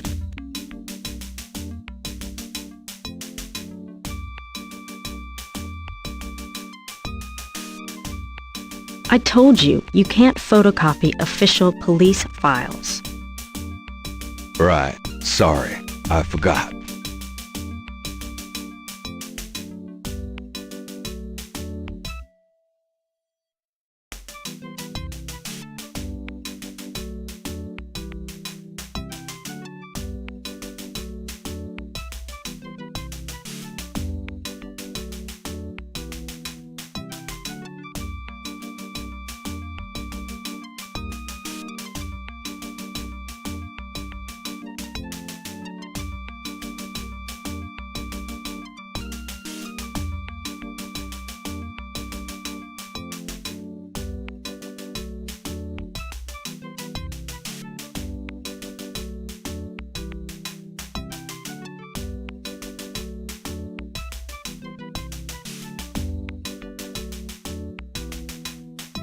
The door works.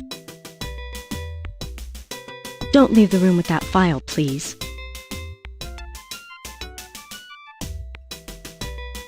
I'm done. Yeah, thanks.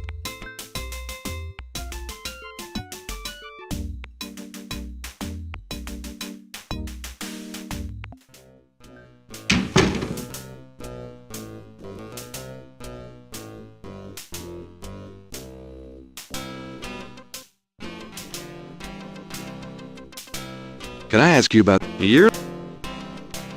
I got those photographs you left for me. So you said. Did you think of any? Let's take another cop off the shop. What for? I don't think we got your best side. Really? Okay. I'll have Franks come in again.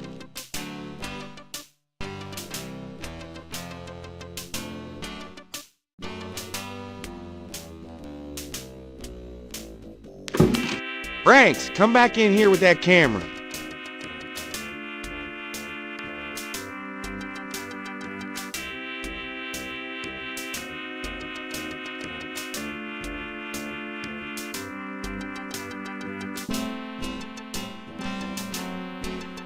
Now what, sir? That clown wants another picture. You don't mind, do you?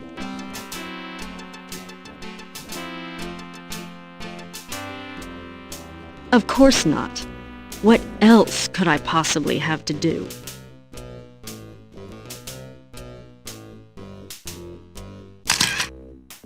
Anything else, Knight? Hold on a sec while I go check my hair. Good God, Knight, make it fast.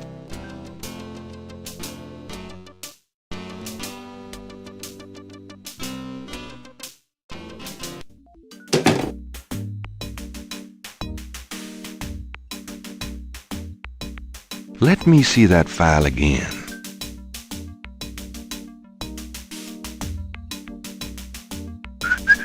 Just want to check this machine here.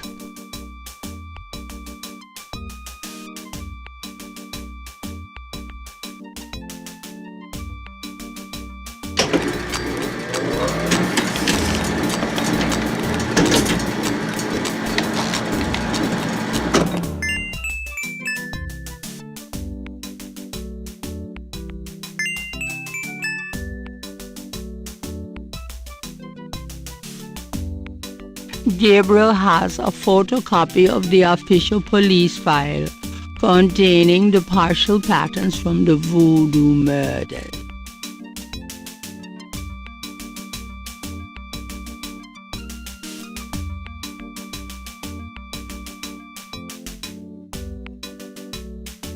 The door works.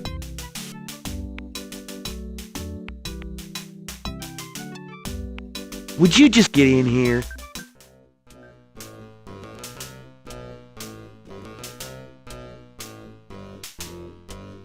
Hurry up, would you? Okay, ready. Thanks, hon. Let me know when you got it developed. The photos, that is. Yeah, sure.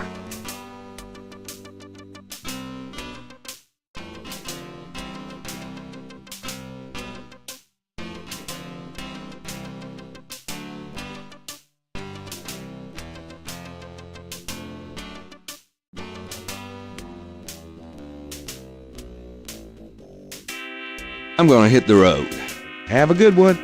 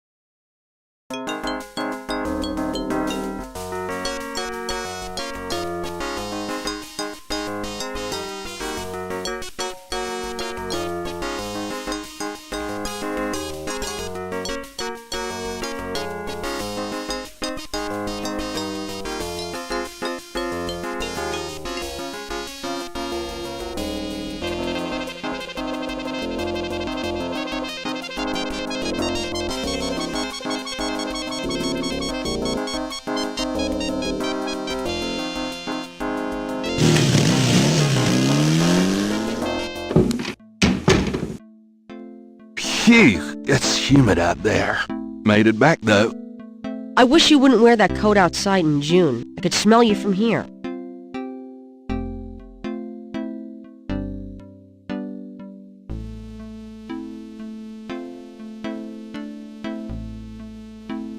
Got a minute, Grace? What's up?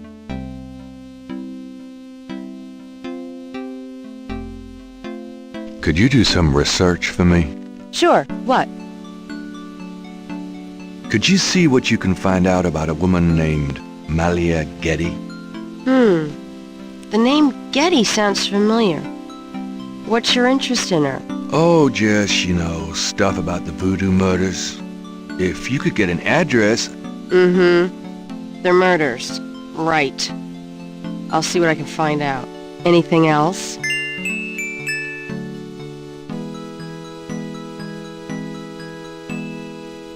I can't think of anything.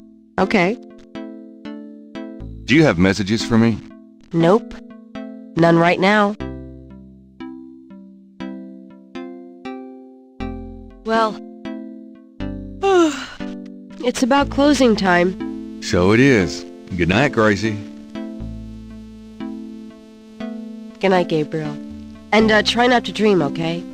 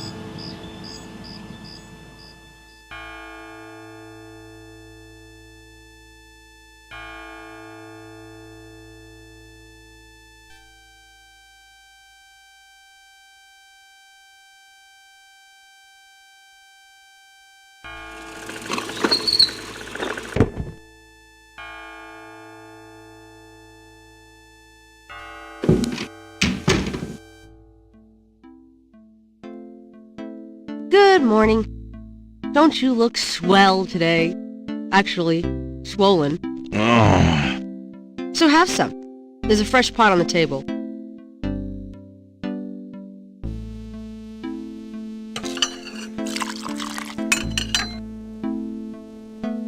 seriously, you look like hell. Your hair is sticking straight up like a... Oh, it always does that. Never mind. Ha, ha. Did you dream about the fire and the hang guy and that lion thing last night? Leopard, not lion. Did you get anything on Malia Getty? Well, I did get her address, but you're a little out of your league here, big fella. The Gettys own 3 local hospitals, just to name a few of their assets. They run in very high circles. Did you get an address? I got the address.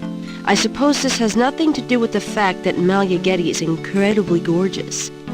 I should have known you wouldn't go for a rich, ugly socialite.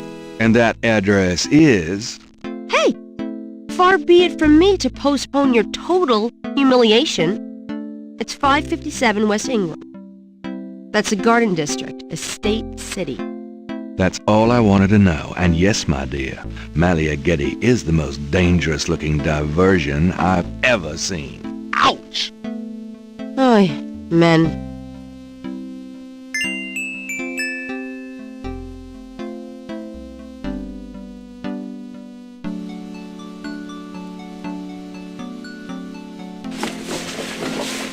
I'll be back later. See ya.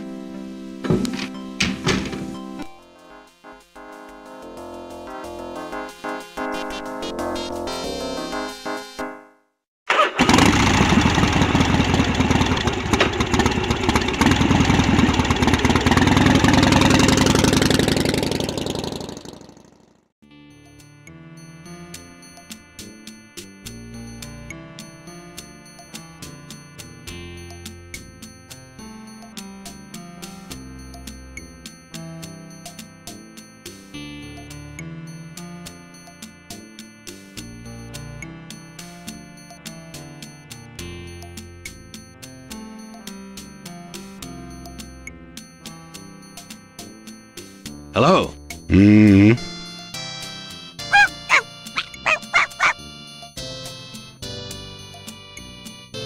Bonjour, Monsieur Walker. Oh, bienvenue, Madame Casanova. Comment ça va? How you be feeling today?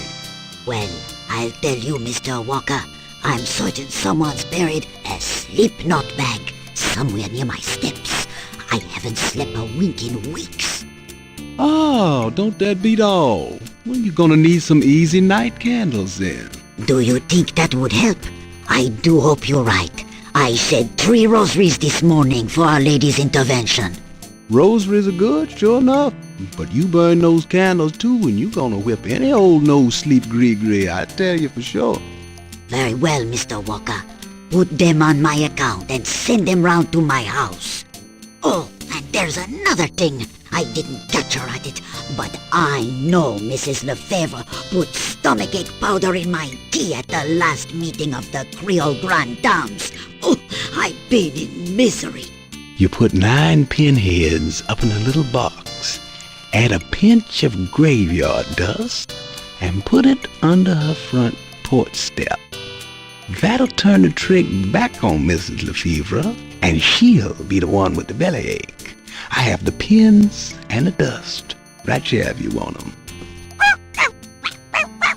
If the Blessed Virgin will grant me her protection, I'll be safe from these practitioners of evil. Oui, madame. Though it don't hurt to be proactive none neither, now does it? Naturellement, monsieur. Merci beaucoup. Mais non, madame. It is nothing. Au revoir. Au revoir, Monsieur Walker.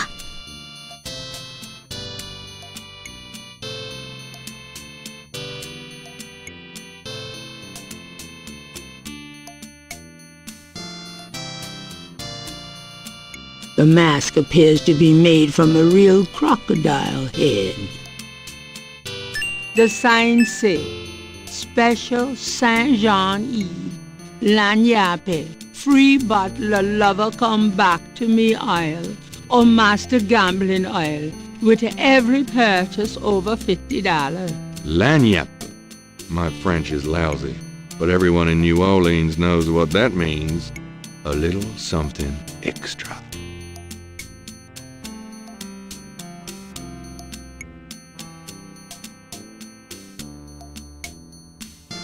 The glass jars contain a number of things Gabriel can't identify.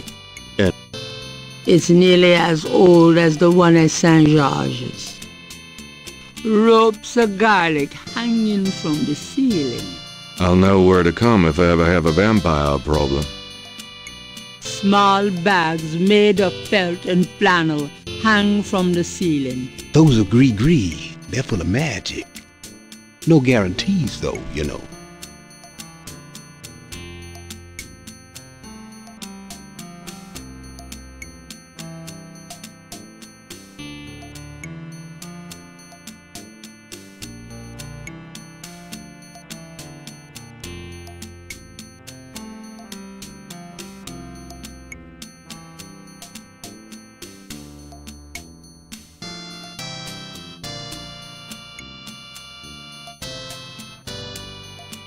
A variety of cloth dolls are arranged above the shelf, each impaled with a single silver pin.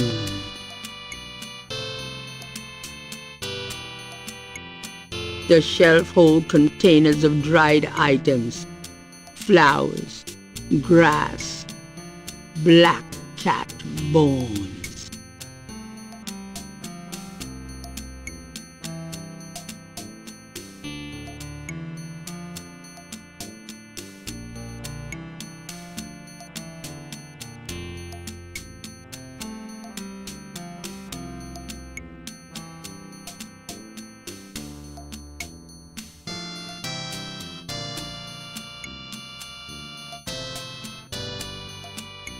Mind if I ask you a few questions? Ask what you want. I'll answer what I want. Can you tell me what you know about voodoo? This is a novelty shop, monsieur. What do you know about the voodoo murders? Cabri's Sancour. What did you say? Nothing. Those killings have nothing to do with my shop, monsieur. What can you tell me about New Orleans? I've lived here all my life, me. Do you know anything about snakes? What kind of snakes? The kind they use in voodoo? Pythons and boas. So I've heard. Really? Do you have one? Are you crazy? What would I want with a python? What's the significance of St. John's Eve? It's the biggest night of the year in voodoo. What goes on exactly? I couldn't say. What did you mean when you said Cabri sans corps? I didn't say that. You did. I heard you say it. You heard wrong, monsieur. I said no such thing. Have you ever heard of a Schottenjäger? Man, I don't even know what language that is. Tell me about yourself. My name's Willie Walker. I own the place. Tell me about yourself. How did you get into this kind of business? Why should I discuss my business with you, man? Tell me about yourself. How did you get... Why should... That customer of yours, the little old lady. Customer? The woman I saw in here. Madame Cazonou, you called her. I don't talk about my customers to men who come in off the street.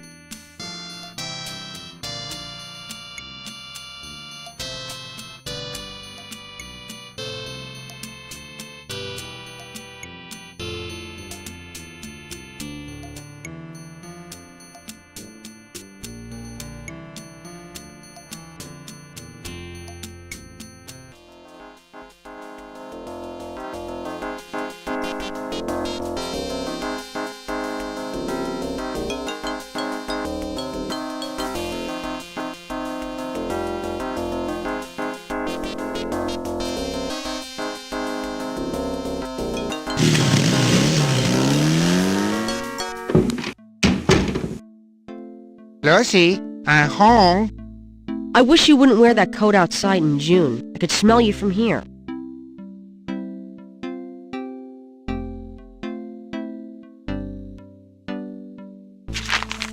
Times Picayune, dated June 19, 1993. A front-page article describes the most recent of the voodoo murders. Gabriel scans it but learns not anew. The article reiterates that the voodoo aspect of the crimes is fake. Gabriel shivers. It looked real enough to him. Elsewhere, there's an article about the history of Jackson Square, called La Plaza d'Armas. Under French rule, it was used for executions, firing squads, hanging, even impalement and breaking on the wheel. Yikes! Of course, these days it's mostly a hangout for tourists, street musicians and local artists. Gabriel also scans the Aquarius horoscope for the day. Chances of a dark star rising on this day. Do not trust your instincts. I feel a dark star rising, all right.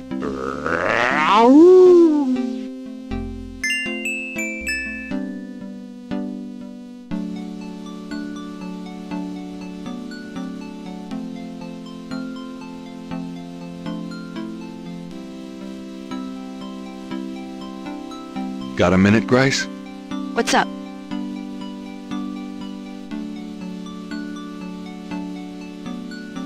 Do you have messages for me? Nope. Could you do... Sure. I need you to look up a Madame Cazeneuve. Madame Cazeneuve? Is she related to the murders the same way your friend Malia Getty was? Grace, Cazeneuve's at least 70. As if that makes a difference to you. Okay, I'll see what I can find.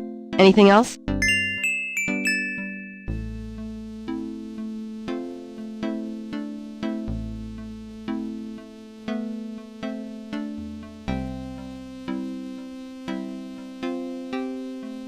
I can't think of anything. Okay.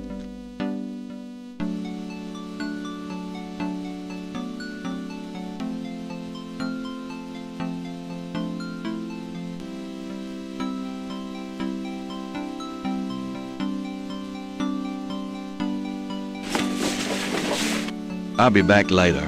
Have fun.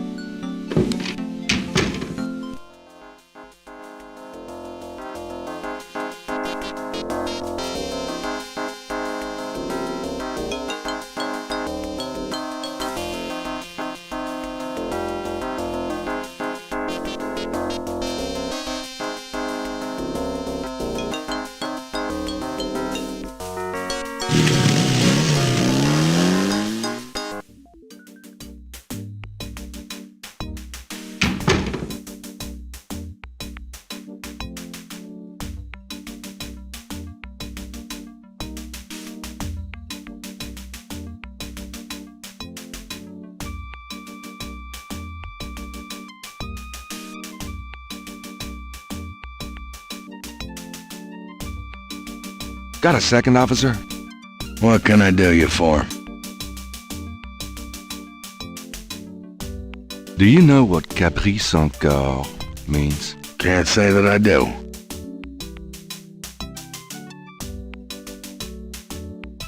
What can you tell me about St. John's Eve? Bunch of crazies out there on St. John's Eve, that's what. We're busy all night. Really? What kind of crazies? Your usual howl at the mooners, I guess. They don't look no weirder than them that comes in during Mardi Gras. Never can tell, though.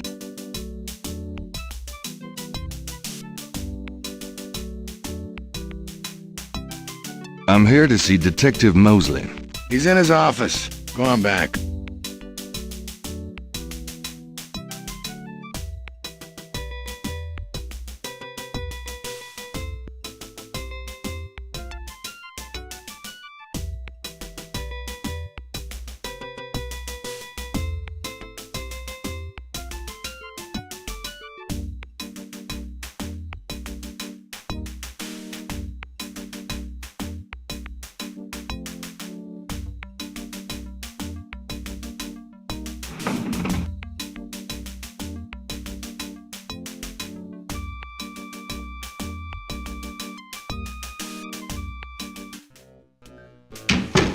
Mostly my man.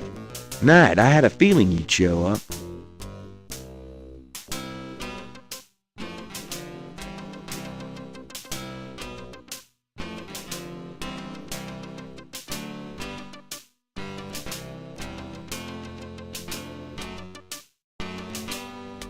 Can I ask you about some stuff? You're the writer. Ask away.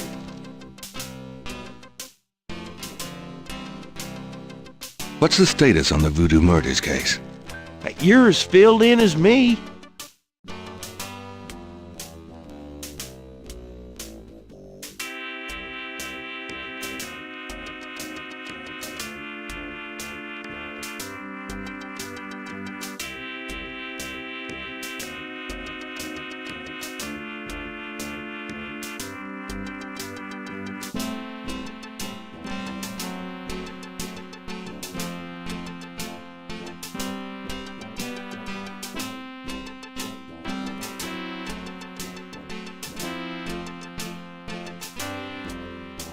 Mosley was one of those beefy guys in his youth.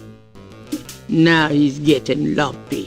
The badge in his front coat pocket is set off particularly well by the gold polyester of his jacket.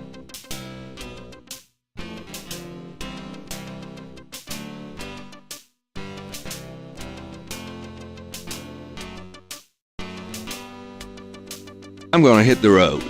Have a good one.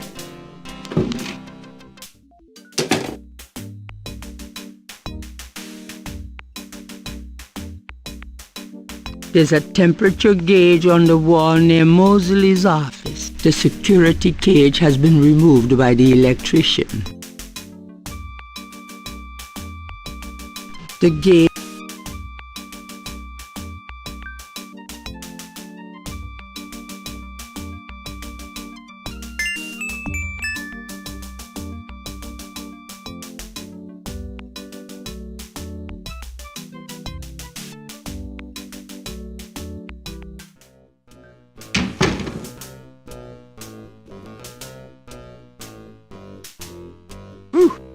It's hot in here. Dang, the air conditioning must be on the blink. Are you hot? Man, I'm hot.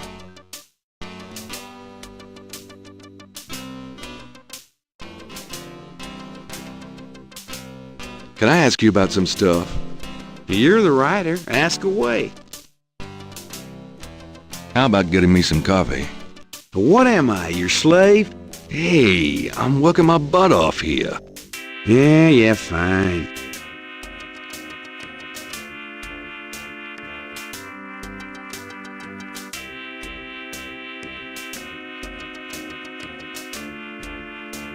Some people are never satisfied.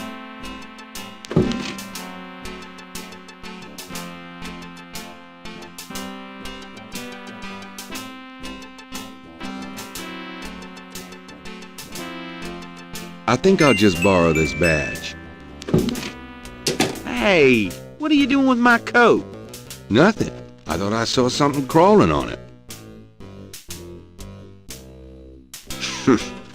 Just drink this.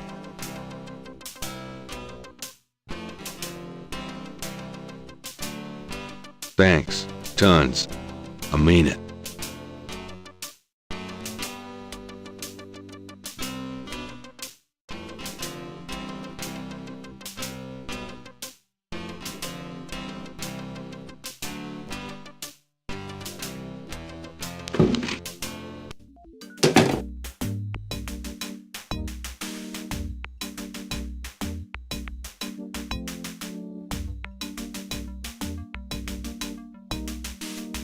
Gabriel is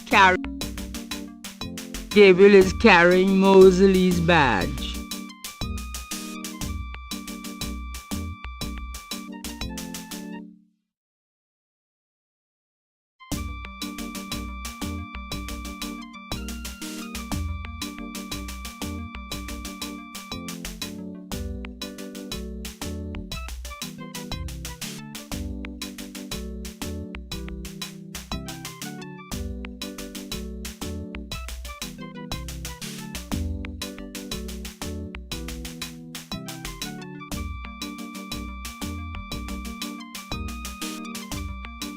Gabriel decides to give Mosley a break and not change the temperature again.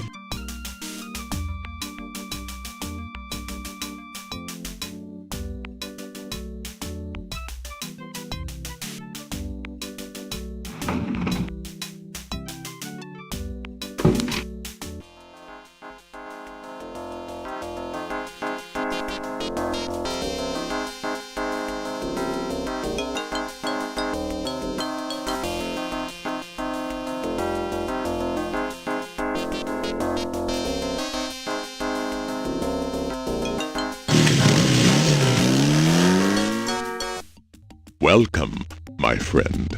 Hello? I am the proprietor, Dr. John. If you have any questions, I will be happy to assist. Great. My name is Knight, and I'll probably take you up on that.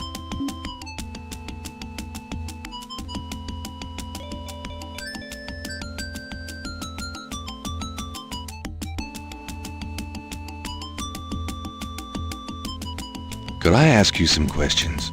That is why I am here. What can you tell me about voodoo? Historical voodoo?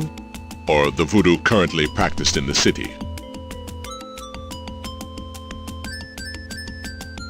What do you know about the voodoo murders? The killings in the newspaper? I know that they have nothing to do with true voodoo in New Orleans. What do you think of New Orleans? It is the only city in the United States as far as I am concerned. Do you know anything about snakes? Ah, you have perhaps noticed the museum's snake, Mr. Knight. They are beautiful creatures, do you not agree? And the tourists seem to associate them with voodoo.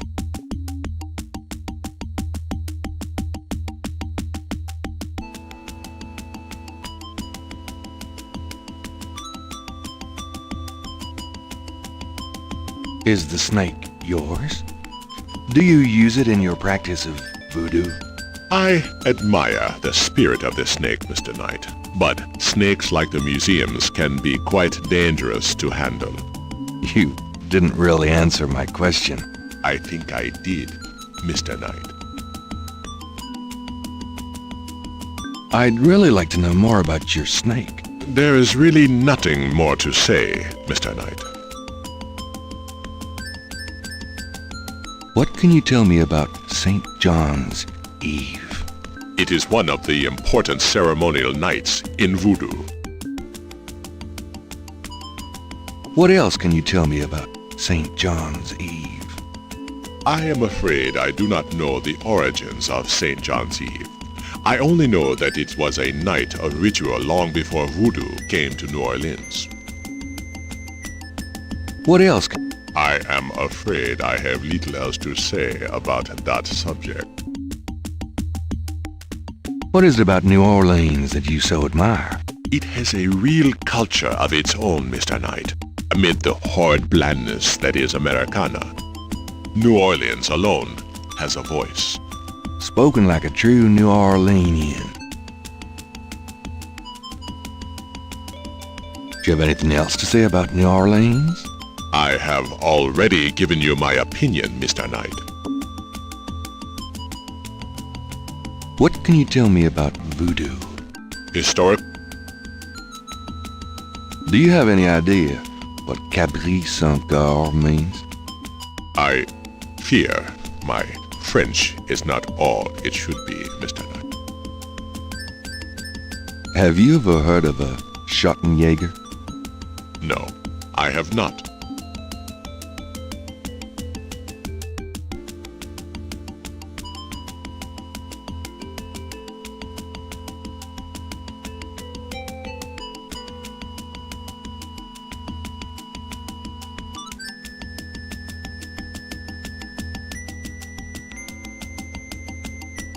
Tell me about yourself. Me? Yes, if you don't mind.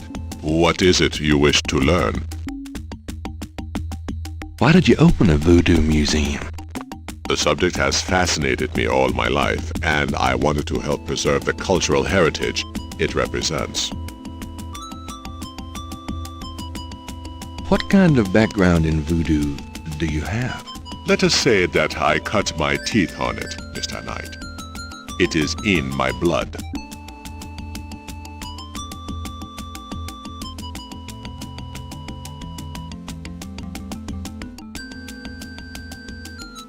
Do you do anything besides run the museum? No. The museum does not make me a rich man, but my material needs are simple. I prefer to focus on my one true interest in life.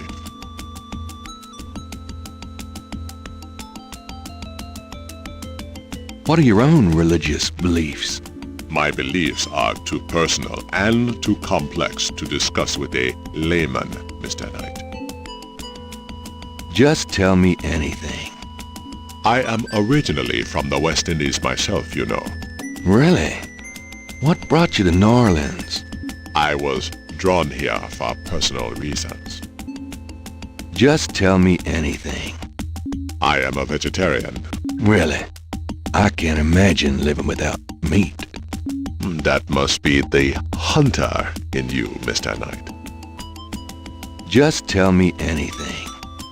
I do not care for small talk, Mr. Knight. Just tell me anything. I am not an easy person to get to know. I am a very private man. Isn't that unusual for someone in the museum business? Not at all. My displays speak for me. Just tell me anything. Not everyone can come see the museum, so I occasionally do public speaking on the subject of historical voodoo. Anything coming up that I might attend? No. But then, you have me all to yourself right now, do you not? Just tell me anything. I am a Really? Actually, I can't think of a thing. Then, let us discuss something else. Tell me about historical voodoo. Very well. I will start at the beginning, Mr. Knight, and will go on from there at your prompting. Sounds good. As you may know, voodoo is a grassroots religion formed by the mixing together of many different African tribal religions and Anglo religions, such as Catholicism or Protestantism.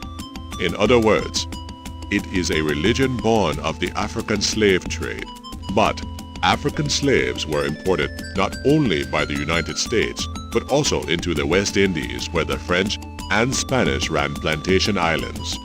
Prior to 1803, the New Orleans area was owned by France.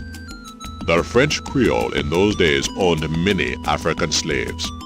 But the Creole did not permit their slaves to gather, giving no chance for voodoo to breed here natively. The Creole also knew enough about the corrupted pagan practices of the West Indies slaves to ban the importing of slaves from that region. So, how did voodoo come to New Orleans? After the Louisiana Purchase, American legislators relaxed regulations. Slaves were permitted to gather. The Americans also removed the ban on West Indies slaves. Around the same time, a slave revolt occurred in Santo Domingo, what is now Haiti. Between the lifting of the ban and the Haitian revolt, West Indies slaves began pouring into New Orleans. Some of them were free people of color, freed or escaped slaves. Some came with their white owners who were fleeing from the revolt. What happened when the West Indies slaves got here? They brought voodoo with them. The native slaves were more than enthusiastic about embracing it. It gave them power, Mr. Knight, if only in the form of a communal bond. Among the first meeting places were the Bayou St. John and the shore of Lake Pontchartrain. The early voodoos were heavy snake worshippers, worshipping the one they called the Great Zombie. Tell me more about historical voodoo. By 1817, the voodoo activities were beginning to cause fear among the white slave owners. An ordinance was passed to forbid slave gatherings except in designated public areas at designated times. The time was Sunday afternoons and the place Congo Square. The slaves and free people of color gathered to dance simulations of their voodoo dances right in sight of Creole society. Of course, they also continued to meet in private for the real thing. Tell me more about historical voodoo. There were a variety of kings and queens at first, voodoo priests and priestesses. But from about 1830, a single power emerged. This was a voodoo queen named Marie Laveau. Marie Laveau ruled voodoo in New Orleans for many years.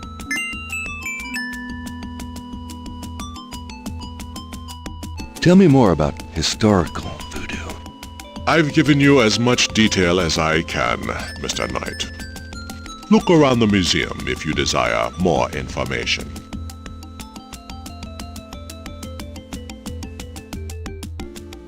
Tell me about current voodoo. Many people think of voodoo in terms of magic spells or gree-gree. That kind of practice is actually called hoodoo and is only a part of true voodoo. Voodoo, the religion, has a strong following in New Orleans. In fact, it is growing quite rapidly. There are several voodoo churches or temples in the city, and others all across the United States. African Americans see it as a tradition all their own. Whites, and there are many in their religion, are attracted to it because they think it is exotic. I, personally, am more interested in the history of voodoo. Some of the new movements are copying Haitian or even African voodoo. But it is the voodoo of New Orleans that I find so intriguing. Tell me more about current voodoo. There are many voodooians in New Orleans. They often do business selling gree-gree, telling fortunes, providing luck, and occasionally misfortune. Perhaps you would like to meet a voodooan. We refer those who seek a deeper experience with voodoo to a local practitioner, Magentia Moonbeam. Sure, I'd love to meet her. She lives on the corner of Orleans and Dauphine. I will call her and tell her you might stop by. Great, thanks. Tell me more about current voodoo. You have tapped my resources. My expertise is really historical. Perhaps Ms. Moonbeam can be of further help. What exactly is hoodoo? Hoodoo refers to magic folk traditions of the South. Hoodoo is a bastard of voodoo. Many of the gree-gree are similar, but hoodoo does not have the religious aspects of voodoo.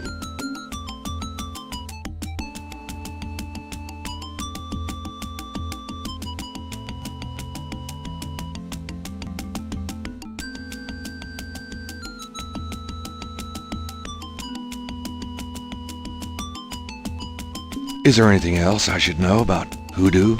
Not if your interest is primarily in voodoo. Hoodoo is of interest to those who study rural folk traditions, but it will not aid you in understanding true voodoo. Tell me more about Marie Laveau. There were actually two Marie Laveaus, mother and daughter. Most people thought they were the same woman. Her continued youth added to the mystique. The original, the mother, was also known as Widow Paris. It was she that began the empire. When the Widow Paris began to practice, there were many voodooans in the city. By 1830, she was voodoo queen of all New Orleans.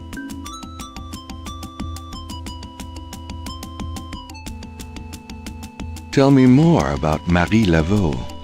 The Widow Paris was a hairdresser for rich Creole ladies. She also paid household servants to spy for her. Between the two, she knew everything about everyone who mattered in New Orleans. She was not above using her information to appear psychic, to intimidate, or even to blackmail. You sound as though you admire her. For a black woman in the mid-1800s to gain power is an incredible thing, Mr. Knight. However, she achieved it. Tell me more about Marie Laveau.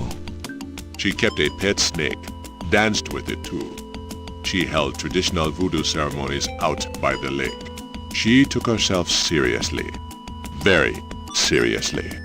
But she was not above selling tickets for her events to curiosity seekers. She was not above using voodoo any way she could to make money, that is for certain. But if she had been in another line of work, in another age, that would have been interpreted as entrepreneurial genius rather than a sign of fraudulence. Hey, you don't need to convince me. I admire anyone that can actually make a living. Tell me more about Marie Laveau. It was Marie Laveau who defined the voodoo that is truly and uniquely the voodoo of New Orleans. She invented hundreds, if not thousands of spells, potions, charms, and incantations. These form the basis of the modern practice, not to mention the folk tradition of hoodoo. Tell me more about Marie Laveau. Her daughter, Marie Glapion, took over when the widow Paris got old. Most people thought it was the same Marie Laveau. Both Maries encouraged that point of view. The widow Paris died in 1881. Marie Glapion had been reigning a long time by then. After the death of the widow Paris, other voodoo queens surfaced, and by 1890, the cult was fragmented again. Marie Glapion just sort of faded away. Tell me more about Marie Laveau. The Laveau tomb, where one or both of the Maries are believed to be buried, is in St. Louis Cemetery No. 1. It is a popular shrine for practitioners and tourists alike. I myself take tours through the cemetery on a regular basis. Really? Do you have any running this week? No, but the cemetery is open to the general public as well. Tell me more about Marie Laveau. You have heard everything about Marie Laveau that a layman might expect to understand.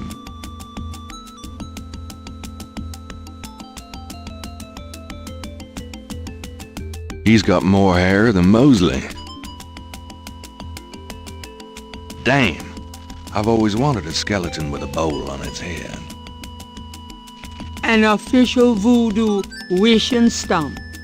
Rub it and make a wish, a card said. Funny, I say the same thing to women. Even if that were for sale, Gabriel couldn't afford it. A wooden doll with horns is on the back table. Looks like Jack Nicholson. A street drama has settled outside the museum. It's the exit to Ursuline Street. Reminds me of a book critic for the New York Times. A very large, very formidable-looking snake is secured in a plexiglass cage. That must be Marie Laveau.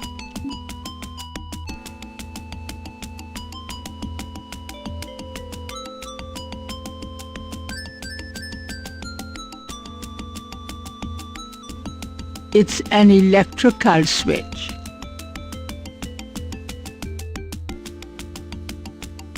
On the table is a small coffin.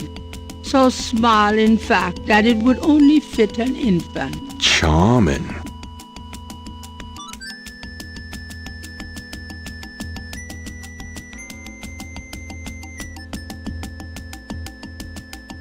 The doorway is already open.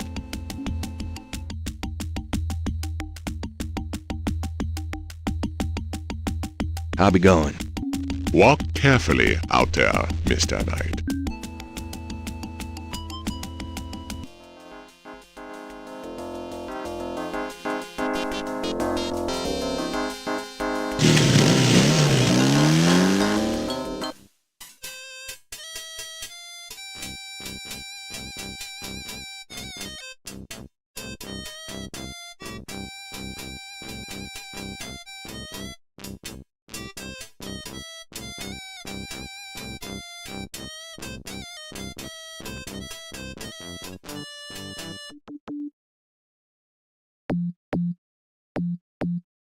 and artist is taking advantage of the fine weather.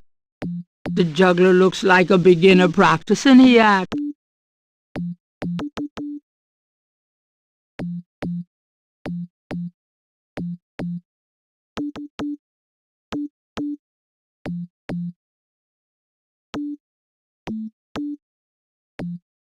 Nice drawing of the cathedral. Thanks. It's really precise. Well, I'm an architectural student, actually. It's good practice. Could I ask you some questions? I'd rather not. I really get focused when I'm drawing. Okay, fine.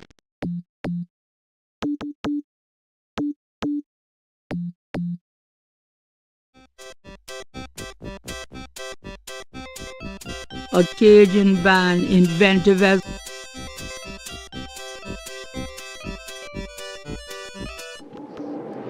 Hey, come back here. Hey!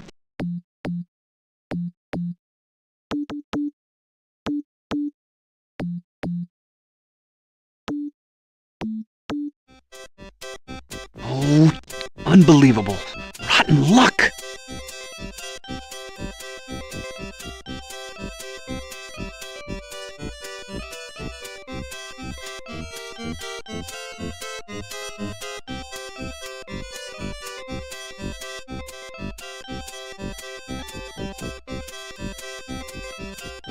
Gabriel can't reach the drawing from where he is.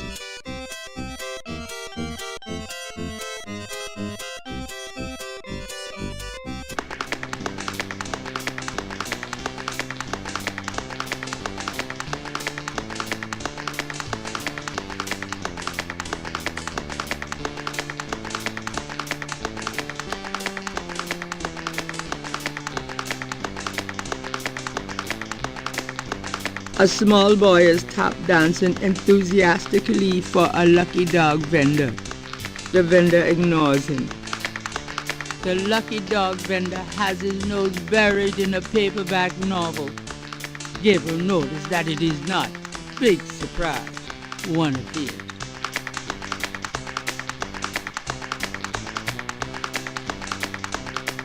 You dance pretty well for a kid. Give me some money then. I don't have any. Don't block the view, mister. Interrogating the little boy wouldn't be very useful. Do you mind if I ask you a few questions? Yeah, I mind, all right. Why? Because A, I don't know anything, and B, I'm busy. Oh. Could I get a lucky dog, please? Not now, I'm busy. An unambitious person? In the 90s? Ah, amazing.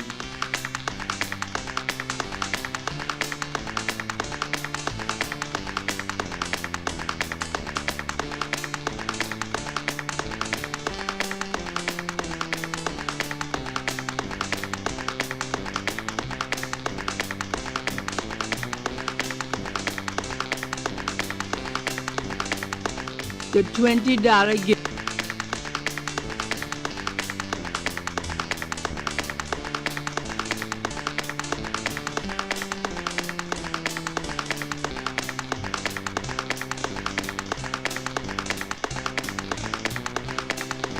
I have this gift certificate. I'm busy. It's good for $20 at St. George's Books, finest bookstore in New Orleans. Really? I'll have to check it out sometime. You could take this gift certificate with you, if you'll give me a lucky dog. A lucky dog for a $20 gift certificate? Well, sure. Here you go.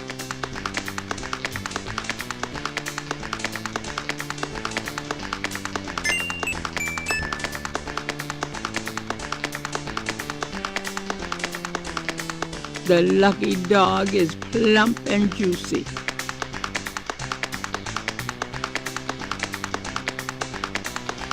I'm hungry, but not for that.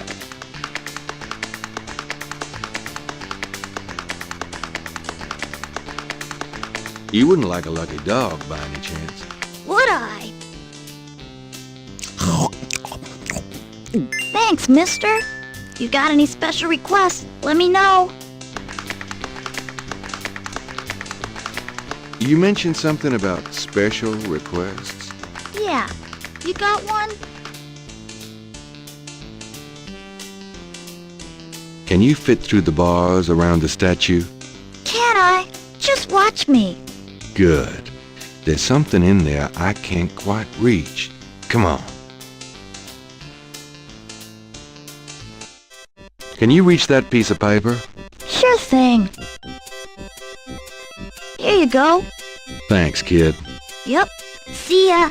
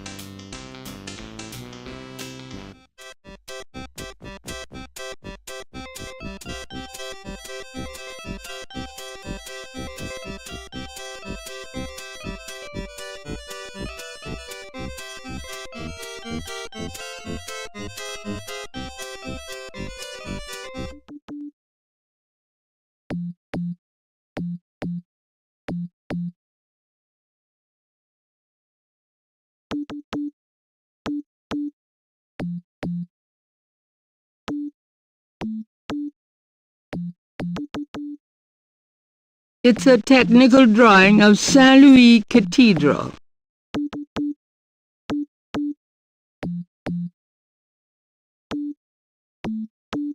This belongs to you, doesn't it? My drawing? How'd you get it?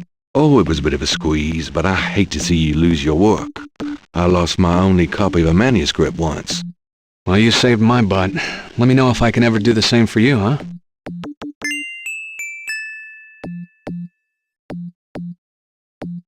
Say, do you think there's anything you can do with these patterns? What do you need? Is there any way you can reconstruct the whole pattern from these partials? Pattern is probably circular, and there's some repetition in the elements.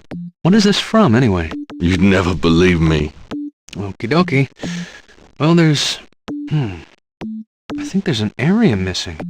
If you could get me any more of these... I'll see what I can do.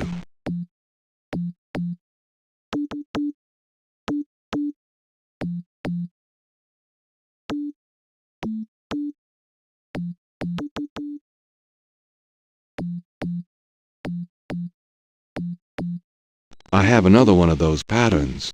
Really? Let's see. Yeah, this is great. I think there's enough overlap now. I'll give it my best shot. I'll show you what I come up with tomorrow. Great. I appreciate it.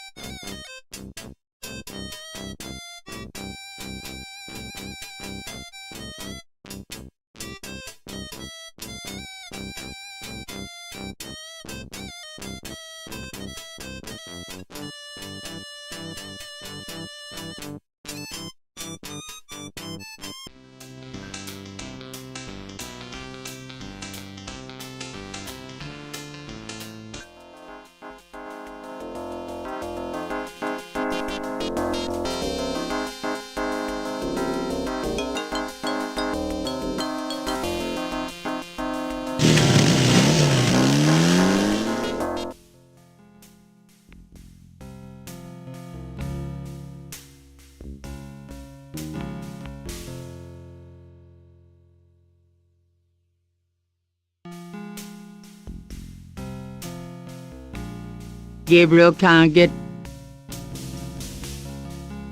The knocker is firmly... Gabriel, the knocker is...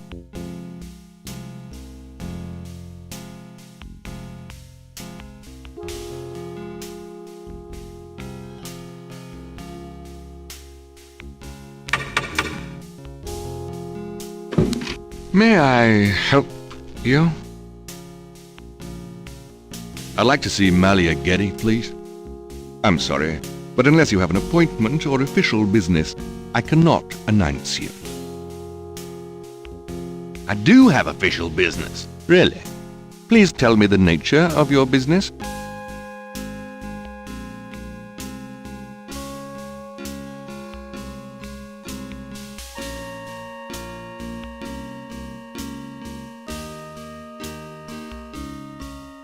Just as I thought.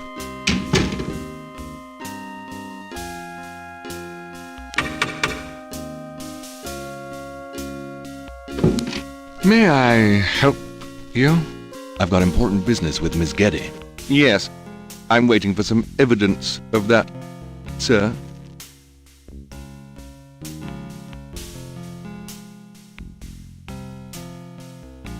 My name is Detective Mosley. I'm here on police business.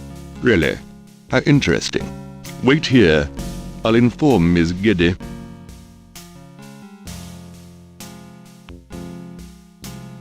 Miss Getty will see you. Right this way. Miss Getty will be down shortly. Thank you.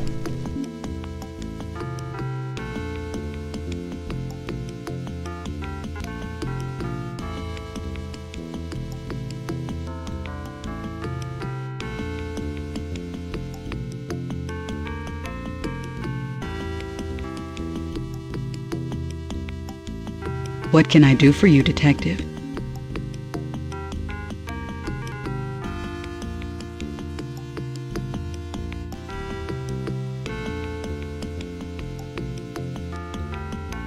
Mind if I ask you a few questions, Miss Getty?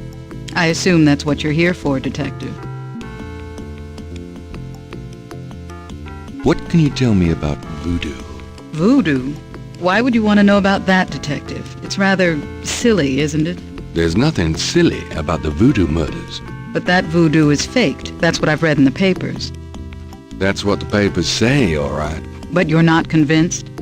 No, frankly, I'm not. The police department isn't known for its imagination. Oh. Well, I can see that your imagination is considerable. What do you know about the voodoo murders? The murders? Only what I read in the papers. And what do you read in the papers? I'm sure you know much more about it than I, Detective. Are you sure you can't tell me anything about voodoo? I really don't know much about it. Isn't there some place in town that you can find out about that sort of thing? A museum or something? I believe there is a museum. Then maybe you should check there. What do you know about the voodoo murders? The murders? Only what I read in the papers.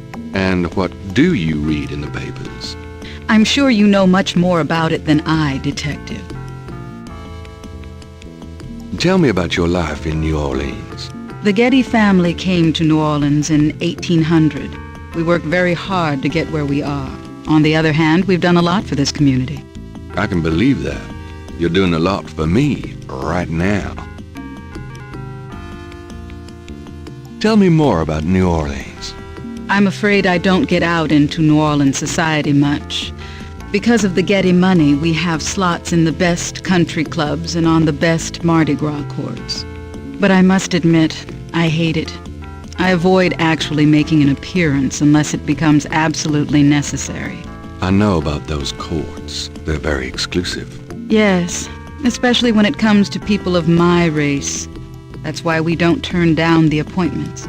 It's a rare opportunity to rub their noses in it. But that's not where I spend my time. I have more important things to do with my life. That's admirable. Many women would love the chance to get caught up in that kind of life. I'm not any kind of woman you might be familiar with. Yes, I can see that.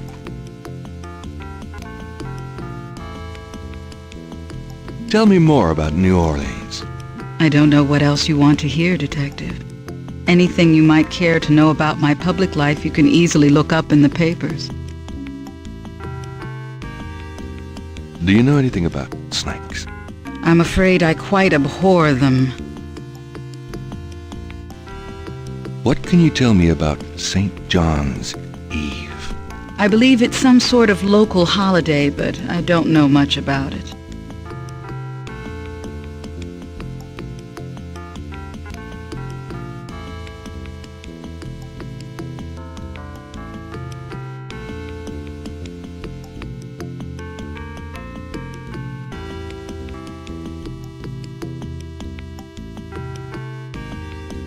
Do you have any idea what Cabri Saint-Or means? No, I don't. What does it mean, Detective? That's confidential information, ma'am. Do you know anything about Marie Laveau? I have heard of her, of course, but that's about it. Have you ever heard of a Schottenjäger? No, I'm afraid I can't help you with that, Detective. Tell me about yourself. I suppose I don't really have a choice. What do you want to know, Detective? What kind of things interest you? I don't have a lot of free time, but I do appreciate the arts. Opera, symphony, ballet, fine art. If you look around, you'll see that we collect African art, for example. Yes, it's very beautiful. It is, Detective. It means a great deal to me.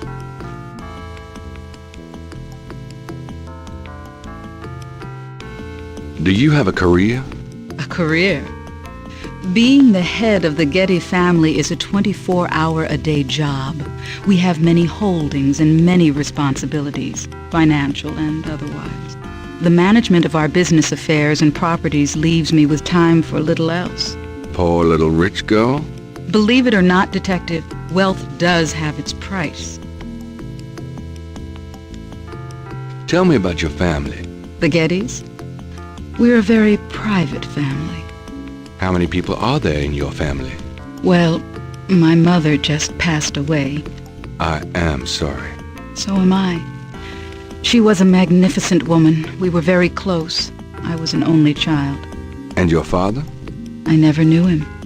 It's hard to believe that any man would leave a woman like you. Or like your mother must have been. He did not leave, Detective. But that's really none of your concern. I'm sorry.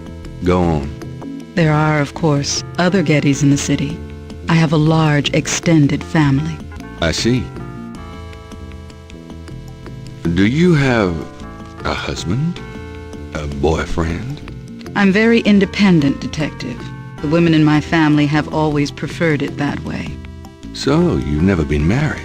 No, and I never will be. What about children? Yes, that is likely. Someday. I'd like to hear just about anything. I do a lot of charity work around the city, primarily in the prison and reform system. I'm not a professional sociologist, but it does interest me.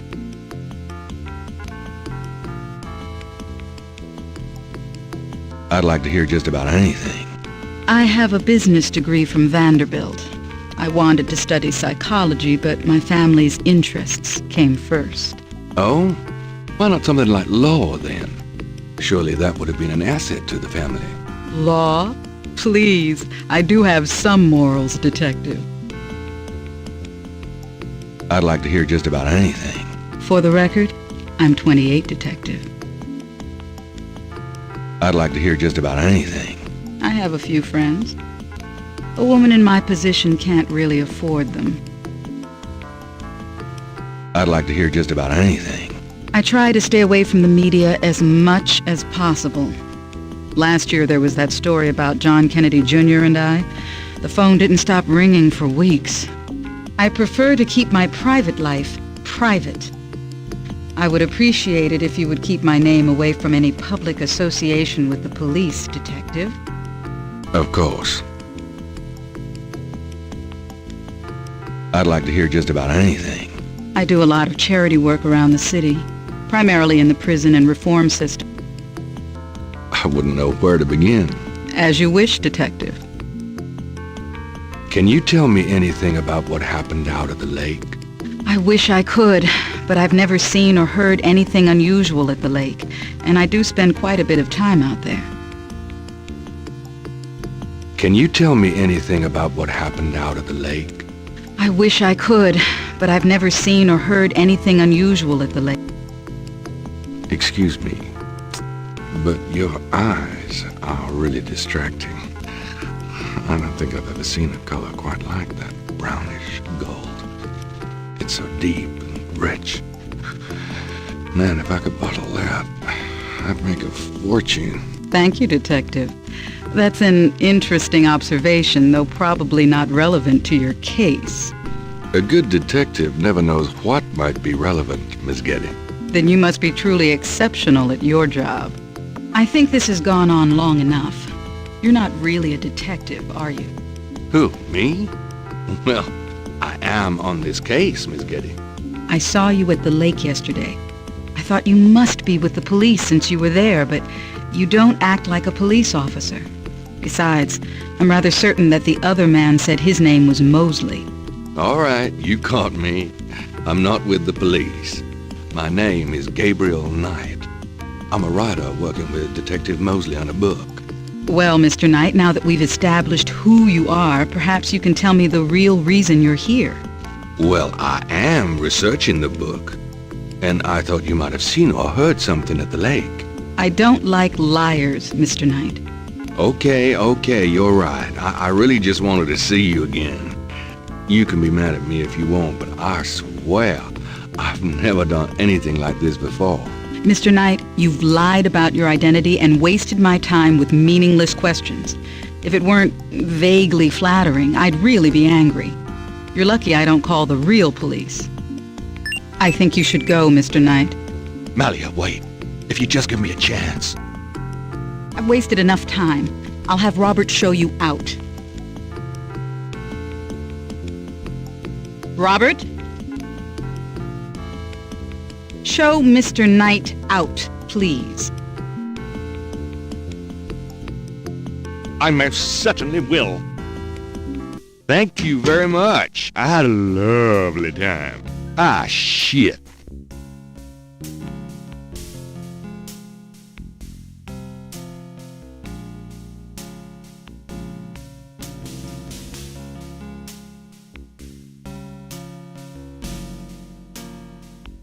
It's getting late.